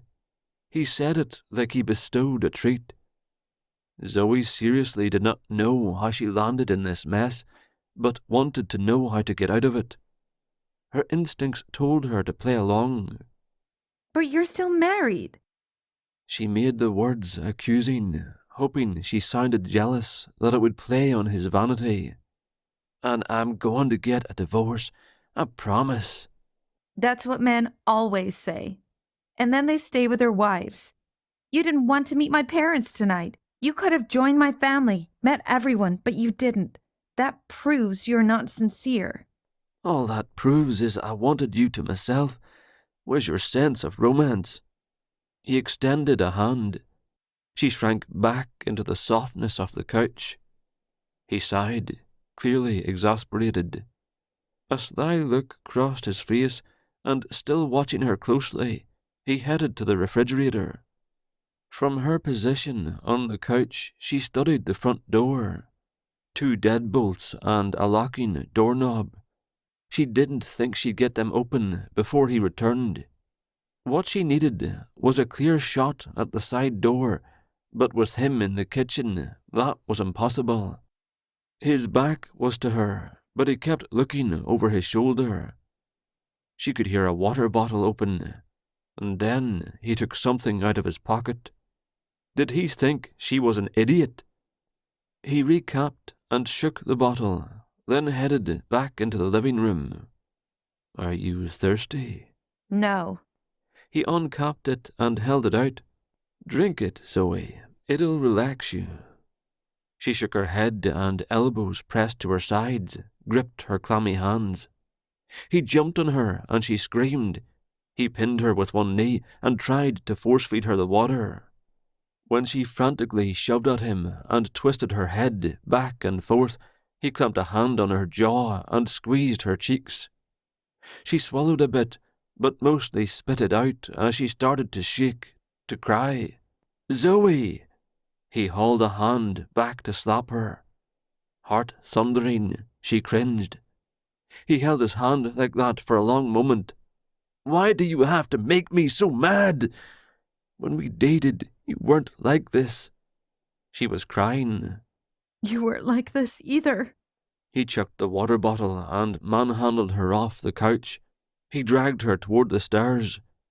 Pulling against his hold, she fought him. Why are you doing this? Stop it! She tried to jerk away, but he held tight and dragged her up a step, then another. She grabbed the reel with her free hand and hung on tight. He tugged at her resisting body. Will! He jerked her free and gained another stir as she frantically grabbed the reel again. Consummate tonight! No! She held on for dear life. She scrambled to gain a foothold with her sandals and pushed against the carpeted stairs. Won't! She let go of the reel and, as Preston fell, she used her brother's technique and twisted her wrist free. She ran for the side door and for her life. They decided 2 cars would drive down different side lanes and the other car would stay on the main road to make sure the van didn't pass by while they searched off-road. Ethan and Aiden drove down the first and the other car drove to the next mailbox. When they reached the log house at the end of the lane, it was lit from within, and when they pulled forward, a middle-aged man and his wife came out to stand on the porch. Ethan leaned out the window. Have you seen a white van come down your drive? No, we haven't. Ethan quickly explained the situation, and they promised to keep their eyes open and call the police if they saw anything suspicious. Back at the main road, they quickly repeated the same scenario 3 more times. No one had seen Zoey. No one had seen a white van. Aiden started to lose hope. Surely the villain had simply driven south. Surely the roadblocks had not been set up in time. Aiden's gut hollowed. Was she forever lost? Ethan wiped away tears as he drove. I didn't want her to go off to the big city. I didn't think it was safe. Who would have thought something like this could happen in our own home? Why didn't I listen to you? This is a nightmare. Aiden could not console the man. He felt dead inside, as dead as he'd been under the grasses of the moor. He pushed the button to lower the window, to call for Sonny again. Zoey was all that mattered. He could not leave, could never leave, until he knew she was safe. Surely the witch would understand. A girl darted out into the middle of the road. Ethan slammed on his brakes. The truck's hind end bucked. Aiden's heart skittered in his chest, and both hands shot to the dashboard for support. They jumped out of the truck. Ethan called, Zoey! A giggle in the night air off to the right. Aiden's legs weakened as he searched the darkness. Lass, are you there? An outright laugh sounded, and the girl darted forward once more. The lights from the truck illuminated her entire being. She spun and flashed a swirling black cape, an impish face, and a smile that could slay a dead man's heart. Sansoray. She stopped. Her cape whirled, then settled. Did you call for me then, laddie? Chapter 11. Zoey rushed outside and around the corner toward the front of the house. She heard Preston fall down the steps she'd lightly navigated only seconds before, boots scraping, body thumping, cursing. She prayed his slip give her extra time. For a few seconds, she considered running up the dirt road toward the main one. She'd never outrun him. Like one of the wild creatures living in these woods, she darted off to the side and into the trees. Instinct had her diving between two bushes, curling into a ball, not moving so much as an inch. She tried to regulate her breathing. Come out, wherever you are. Preston's voice floated in sing-song, carried amusement, and ratcheted up her fear. The guy was delusional, crazy. Light flashed over the trees. A flashlight app on his phone, perhaps. She could use a phone right about now. I know you're here, Zoey. If you'd run through the woods, I'd have heard you. She should have kept running. She considered doing it now. She could hear Preston shaking bushes, coming nearer. Cold sweat chilled her body, and her heart thumped so hard she worried he'd hear. Why had she worn a light-coloured dress? She wanted Aiden so badly in that moment. There was a part of her that trusted him so much she couldn't believe he hadn't already appeared to save her and defeat Preston, starting with a Scottish battle cry. Surely, if she just waited a while longer, Aiden would find her. It was a ridiculous hope. She didn't even know where she was, so how could he, a newcomer to the area, know where to find her? Preston was right. No doubt Aiden and her family were headed to Seattle right this moment. They'd never know she was nearby, needing them. She was completely on her own.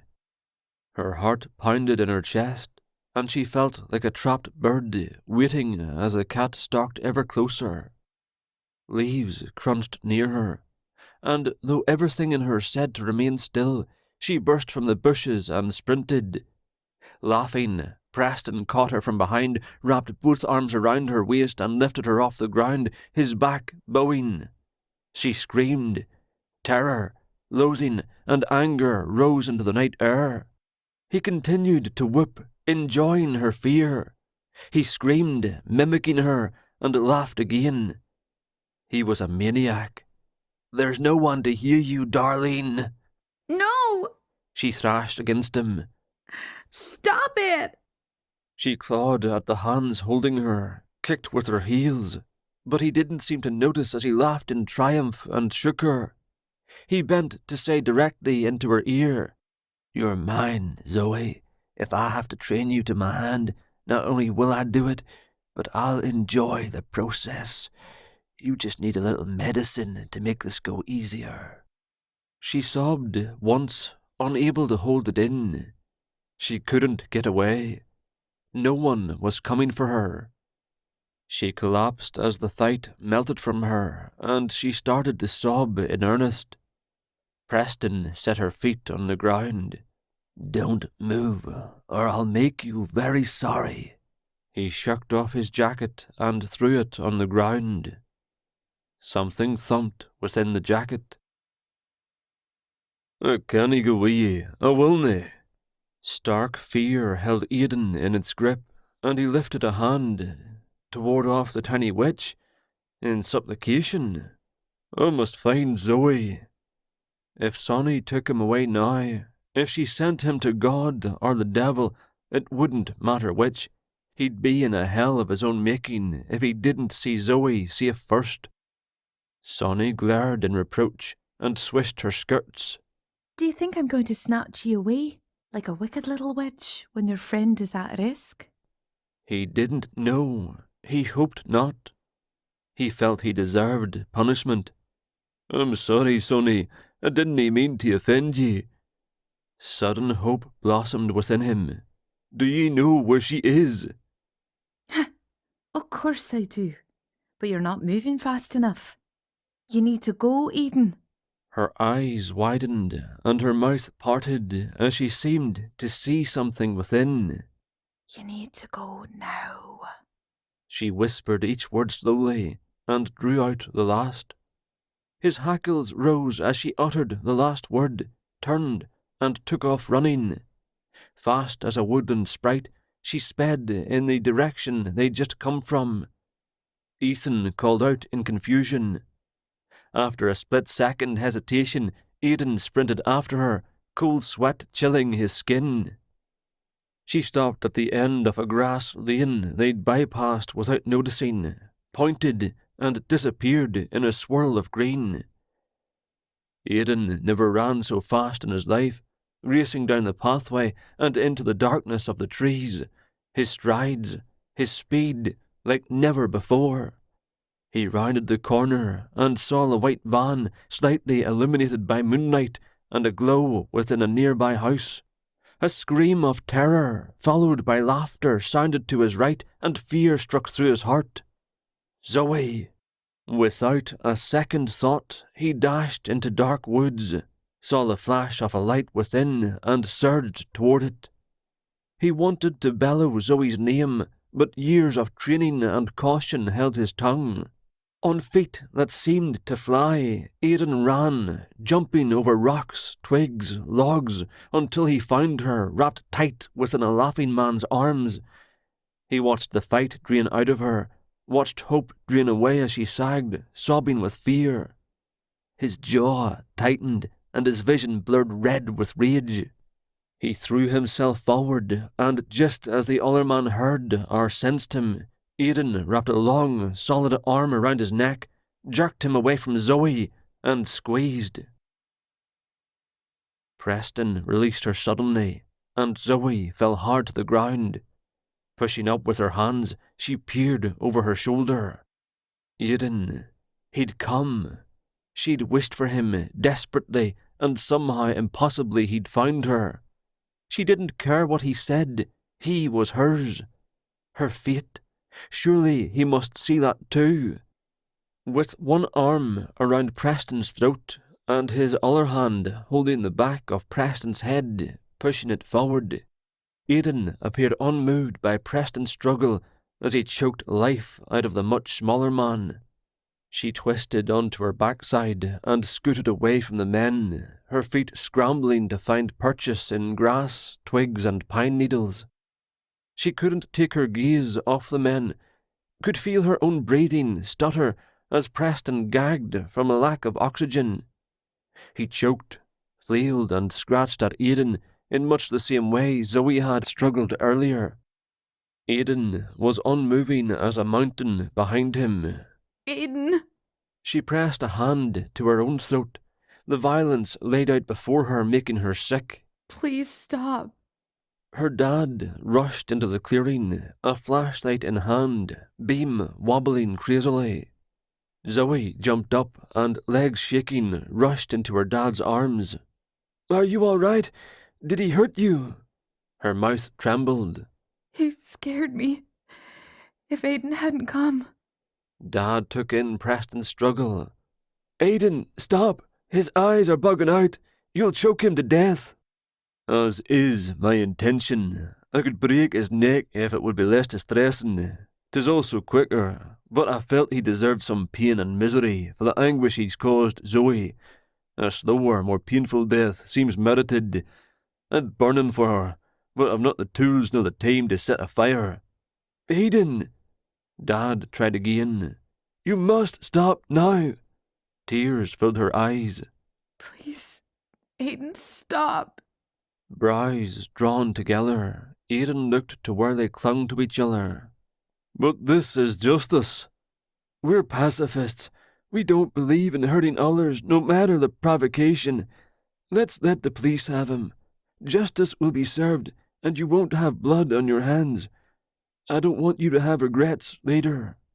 Aiden glared at her dad, incredulous. "Regrets? As long as Zoey is safe, I'll have none." Preston sank, held up by Aiden. On the verge of passing out, Preston's face twisted and bulged and turned blue in the glare from Dad's flashlight. Zoey felt blood draining from her face. Perhaps the dizziness was partially from the small amount of the drug Preston managed to get inside her, but the majority was from the violence. Aiden, I'm begging you to stop. I don't want Preston's blood on my hands or on yours. Dad moved forward and set a hand on Aiden's bulging arm. You're killing him and distressing Zoey. A glance at Zoey, and he made an impatient noise deep in his throat and released Preston. Preston fell onto the jacket he'd discarded earlier and gasped for breath. Aiden, visibly upset, turned away. Zoey went to him and put a soothing hand on his arm. Preston rolled over onto his back and pointed a gun at Aiden. Zoey screamed. Preston laughed, a rasping sound, and deliberately aimed the barrel at Zoey instead. Aiden shoved her behind him and stepped forward in one movement. No! Zoey tried to get around him, to protect him with her body. Aiden tripped her to the ground, and she twisted toward the men just as Preston shot her Highlander through the heart. Zoey screamed as Aiden fell to his knees, then to the ground. Aiden, no! She crawled to him, ice cold and sobbing. Please, Aiden, no! Was he dead? He couldn't be dead. She grabbed his shoulders, ran hands over his chest, and found it bloodless. A sliver of hope raced through her, and she shook him. Aiden? Preston stood. This doesn't change anything, Zoey. Aiden sat up and rubbed his chest. That hurt. His tone menaced and promised retribution. He thrust her away just as the gun went off again in a double rap. Aiden's body jerked twice more. Zoey screamed. Stop! You'll have to stop! You'll kill him! Aiden rolled and in a smooth move stood, apparently unhurt. He yanked the gun away and slammed Preston with a hard fist to the jaw. The crack was sickening, and Preston was unconscious before he hit the ground. Dad ran forward. Are you hit? Aiden studied the gun. Nay. Dad considered the fallen man and after a moment whistled. Well, he's still breathing. At least you didn't kill him. Aiden blew out a harsh breath and rubbed his chest. More's the pity. Chapter 12. Aiden stood still while Zoey ran her hands over him. Well, lass, truly. She didn't stop, and as he didn't mind her touch, he allowed it. Ethan returned from setting the gun on a rock a distance away and looked him over. I don't see any blood. How are you not hurt? He was so close when he shot you. Fortunately, Preston is a poor gunsman. Ethan nodded, and though his forehead furrowed, he finally shrugged. He must be. Thank heavens for that. Zoey pulled up Aiden's shirt, running soft hands over the burst skin of his stomach, his chest. Fine by him. It was pleasurable indeed. Preston slowly woke, and Aiden didn't take his eyes off the snake. He'd hoped, with all the rough handling, the little worm had died, but no such luck. Having been called by Ethan, the other searchers showed up, flashlight beams skimming the ground. Ethan wrapped his arm around his daughter, waved them over, and explained what happened. The police should be here soon. The men, upset but relieved, eyed Preston with disgust as he struggled to sit, cradling his jaw. Aiden stood guard over Preston as he sat in the dirt, leaves and twigs. The vile coward would not escape him again, that was for certain. Preston glanced around, fear pinching his face. He threw Aiden a searching glance, opened his mouth as if to speak, but closed it before any sound emerged. He wasn't exactly looking at Aiden so much as the hole in his shirt directly over his heart. And while he should, Aiden would like an explanation too. As he'd understood it, bullets worked even better than musket balls at tearing into a man, and musket balls had tore through him with ease but a few centuries before, broken his bones and stalled his heart. "How are you not dead?" Preston finally voiced quietly. "You missed." "I didn't miss. I couldn't at such close quarters, and you have 3 bullet holes in your shirt. I can see them from here." Aiden glanced down. He'd not noted the last.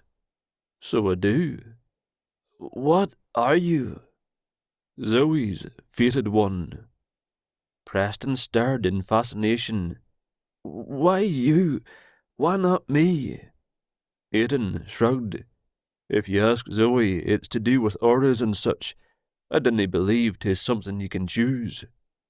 Preston's mouth tightened. "She met me first." Aiden lifted a shoulder. "'Twas not to be. I'll get her again, you know. No matter how long it takes, Zoey will be mine." Aiden studied the man and considered putting him down. When a mad dog wandered into your village, you killed it. You didn't wait for it to hurt your loved ones, now or in the future. A police car careened around the corner, its lights bouncing crazily off trees as it hit bumps and dips. It pulled to a stop and 2 officers jumped out, slamming doors behind them. Aiden glanced at Preston, considered the simple solution once more, and the man, seeing something in his gaze, cringed back. "Help! Help me!" Others turned to look in their direction, and the moment was lost. A few men wandered over. Aiden's chest felt hollow, a sensation that owed nothing to a bullet. He could feel this was all coming to an end. The witch was here, somewhere, and though he was beyond grateful for her help, at this point it meant but one thing. His time was up. He glanced over at Zoey, and his heart started to ache. Mayhap it would have been better if Preston's bullet had pierced him right through his heart. Then the pain would be quickly over. He would wait for her in the next life and hope she wanted him still. She smiled at him, a question in her gaze. The police took custody of the gun and of Preston and placed him in the back of their car. They questioned Zoey as Aiden stood back and watched, memorizing her fluid features, the curve of her cheek, her mouth, and her lilting voice. "All right." One policeman closed his notebook after speaking to everyone. "We're taking off. We'll expect you at the station tomorrow to expand your statements." They headed toward their car and suddenly rushed forward. "He's gone," one officer exclaimed. "Where is he?" The other policeman rushed to search inside the car. "I have the keys." They turned to question the men, but quickly realized none had been close enough to free their prisoner, nor had they keys. An accomplice? The men exploded into action, some running into the trees, others up the road. The police called for backup. Aiden headed straight for Zoey and clasped her tight within his arms. The man was probably running, but Aiden didn't dare leave her unprotected. He'd never forgive himself if something happened to her. Glancing around, he exhaled. He should have followed Preston to the police car and watched him so he couldn't slither off into a hidey-hole. He heard the giggle of a young girl and his head lifted. "Did you hear that?" Zoey glanced around. He exhaled, and all the fight left his body. "Aye, lass." The witchling had taken Preston. What could Sonny possibly want with the man? Later that night, Aiden stirred the coals in the fire pit with a stick and waited for Sonny. Ready to go? Though he'd been expecting her, when she spoke directly behind him, the small hairs at the back of his neck rose at her silent arrival. He didn't turn to look. Why did I not die from the bullets, Zoey? You're not completely mortal, are you? Just close enough. I can't have you getting hurt on your quest now, can I? Wouldn't it be fair after all this time? It didn't matter anyway. He was stalling, and Sonny probably knew it. Did the others, his brothers in arms, act in so shameful a fashion? He wanted to drop to his knees and beg her to let him stay, but remorse and dignity held him in place. He'd not done well in his quest to protect Zoey, had he? And he'd already been given much. A chance to know Zoey, a chance to fall in love, a chance to be loved in return. Number 75. I'm on a tight schedule. The others grow impatient. What's it to be then? Will you stay here and make a life? Or are you after a shot at Charles Stewart? You'll need to choose. Shock held Aiden immobile. He'd thought to beg, had been working up to it, shameful or no. Is your back the last I'm to see of you? Aiden snapped out of his stupor, threw the stick into the pit, and stood to face Zoey. He swallowed. Why, Sonny? Why give me this chance? You jumped in front of your lady and took a bullet or 3. She tried to do the same for you. Do you not believe you've earned each other? He didn't respond. Could only think she'd been in danger in the first place because of him. He'd not protected her properly. Besides, she's your fate. 'Tis so nice when people can see it and dinna fight it. And rare. But Aiden didn't know what to say, how to respond. He didn't want to incriminate himself, but didn't feel he deserved Zoey any more. Sonny arched a brow, her lips tilting in an impish grin. I see you're hesitant. Did I misread the situation? You've waited long and done hard time. Perhaps 'tis the bonny prince you've a mind to have it after all. That snapped him out of it. No. He slashed a hand in a sharp, dismissive gesture. I care not of the wastrel's punishment. I choose Zoey. I will always choose her. You're right, she's my fate, and I feel it here. He thumped his chest. Sonny turned her head. She's coming. I've got to be going anyhow. She smiled at Aiden once more. Be happy, Aiden MacGregor. You deserve it. He swallowed, loath to admit his guilt, but compelled just the same. What of Preston North? What of Zoey's capture? Oh, you're not to worry about him. I've borrowed a bit of extra magic from Uncle. The villain won't be bothering you any time soon. Aiden nodded, his knees weakening in relief. She was to let his part go. He could see it in her gaze. She didn't blame him, and wanted him here and happy. And what of my brothers? What of them? Zoey called out his name, and when he glanced back, Zoey was gone. He sank onto the chair on legs that would no longer support him. He swallowed. Thank ye, he whispered. Thank ye from the bottom of my heart. Zoey, wrapped in a blanket, joined him and sank onto his lap. Did you say something? Nay, dearest. His arms wrapped her close and tightened. Unexpected tears filled his eyes. I was simply thanking God and anyone else who had a hand in gifting ye to me. She snuggled her head into his neck and let him hold her as long as he wished. Finally, he released her. Zoey. Mm-hmm. I have a story to tell ye. 'Twill be hard for ye to believe, and I know this. Will ye at least try?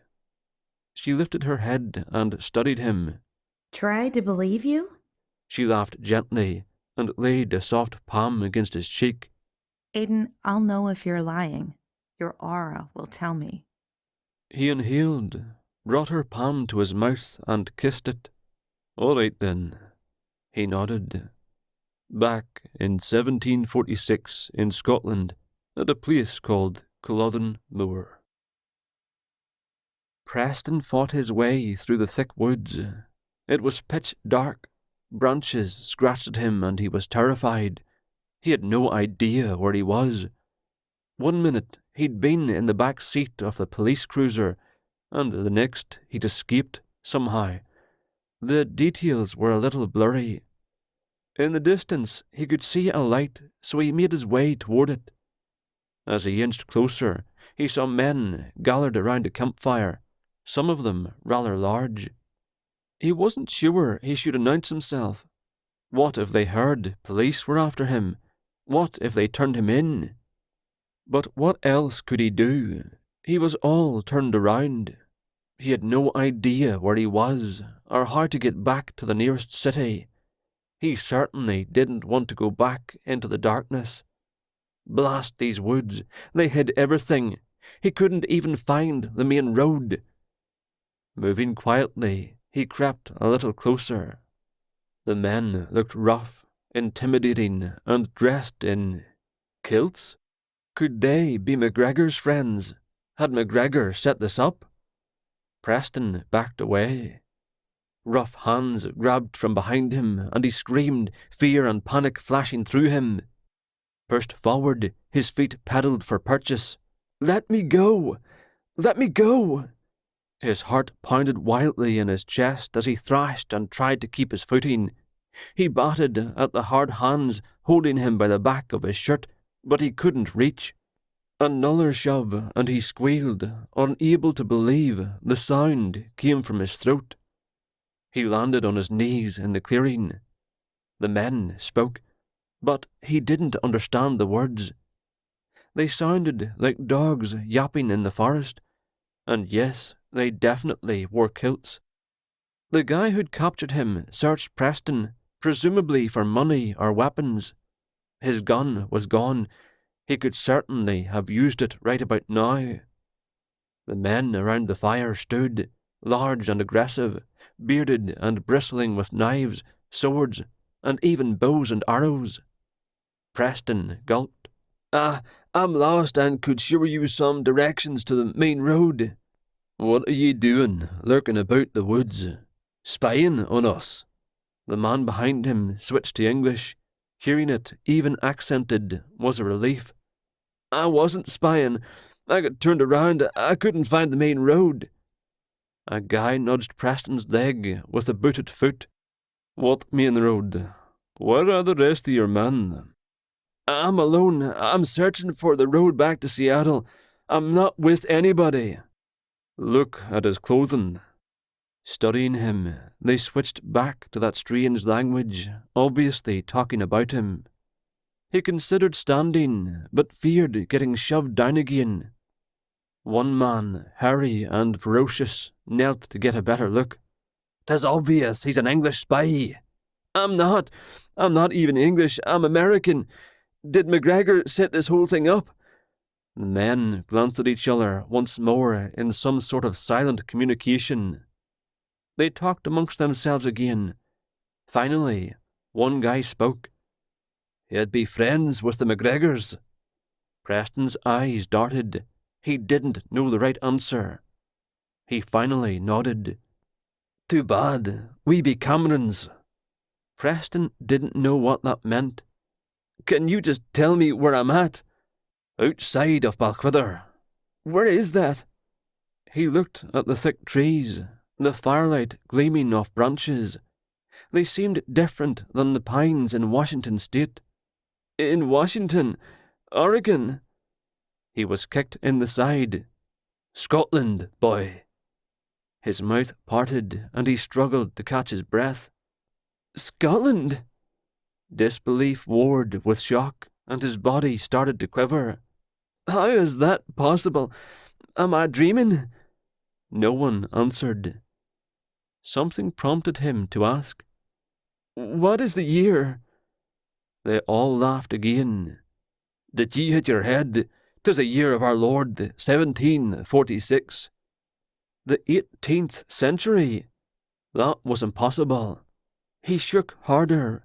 This was some kind of an elaborate joke, no doubt instigated to teach him a lesson, or a dream. He refused to believe any of this. We'll bring him along. If he's no spy, we'll put him to work cleaning the cesspit. If he proves to be one, well, we know how to take care of those, dinna we, boys? More laughter. It was all too much. Preston, eyes rolling back, passed out. Epilogue. A few months later. Aiden was in the blacksmith shop, working on a piece of art. It turned out there was quite a desire for ironworks. He was quite good at it, and enjoyed it immensely. Between blacksmithing the few horses, making sculptures, and making love to his wife, he was kept plenty busy. Plus, they had the new home they were fixing up. Zoey quite enjoyed the task, and he enjoyed indulging her every whim. Thoughts of her must have brought his wife outside, because she came around the corner, glowing and happy, a strip of MacGregor plaid in her ponytail. He still loved seeing it there. How is the little one? Wonderful. Zoe's hands moved to her stomach and rubbed. He loved watching her do that, and even more loved doing it himself. The thought of a child snug in her body, growing and already loved, filled him with happiness. No doubt he was glowing as well. Nice shirt. She grinned. He ran a hand down the tie-dye t-shirt. Your mum made it special, just for me. I'm sure she spoils you rotten. Her eyes narrowed in mock irritation. So anyway, another customer called to place an order. She saw your Scottish warrior sculpture online and wanted one of her own. When I told her it was sold, she wanted an original. They are all original. I couldn't replicate them if I tried. She grinned. I know, but they like to hear it. She was obviously proud of him, as he was of her. That she belonged to him and he to her still astounded him at times. He would never forget the vision of her on the arm of her father, walking toward him at their wedding, surrounded by family and woods. He could still see the flowers in her hair, the straight white gown, and the sandals on her feet. A strip of plaid, MacGregor colours, had adorned her waist. He might not have his home in Scotland any more, nor his brothers, but having Zoey, her family, and soon their little one, made up for everything. They were his home now, his people, his clan. She moved toward him, and he set down his tools. She slipped into his arms, snug against his heart, right where she belonged. You know, I've been thinking about your brothers. It wasn't the first time it seemed she'd read his mind. Aunt Thea claimed 'twas because the child she carried was to be a gifted fortune-teller that the babe was enhancing Zoey's innate abilities. He knew better. Did my aura change again? She glanced up and grinned. It did. I always see shades of blue just at the edges when you think about your brothers. Are you very sad? She lost her smile. She looked sad now, too, and that wouldn't do. I do miss them. I probably always will. I just wish they could have what I have. What makes you think they don't? We couldn't find them, remember? They haven't contacted me either. And remember, I told you things are always changing on the internet. Somebody could post something new at any time, or see the messages and the picture you left on the website. He nodded. Mayhap we should try to search for them again. Her eyes widened. Whoa, that's a brilliant idea. I wish I'd thought of it. He grinned, cupped her cheek. It was doubtful he'd ever see Gareth again. He knew that. There was no way he'd have released his anger and given up his shot at bonny Prince Charlie. But mayhap Liam, with his light heart and laughter. All right, let us keep searching. We'll look again, later tonight. She smiled, and warmth rushed into his chest, and his arms tightened around her. She was his life, his everything. This beautiful lady with her kindness, merry eyes, and her ability to reach inside and see his soul. 'Twas probably selfish, and he doubtless didn't give her nearly the happiness she gave him, but he'd not give her up, ever. After years of an emotionless existence, there was naught he wouldn't do to keep her. What are you thinking about right now? I'm thinking about you. Your aura is pure silver. I think you must love me a lot. Emotion gripped him, tightening his throat. That a do, Zoey, more than you could ever know. She raised herself on tiptoes to kiss him softly, to cling, then leaned away. It's because you're my fate. As ye are mine, love. And she was. He'd been dead inside and out, walking the moors with no hope of other. Now he lived in a vibrant way he'd never have imagined. She was his gift, his treasure, his fate. She slipped out of his arms, and he reluctantly let her go. She made her way to the open doors, then smiled over her shoulder in that adorable way he loved. She crooked a finger. It's time for my nap. Are you coming? He was right behind her. This has been Aiden, The Ghosts of Culloden Moor, Book 9, written by Diane Darcy, narrated by Andrew McDermott and Jenn McGuirk. Copyright 2015 by Diane Darcy. Production copyright by Diane Darcy.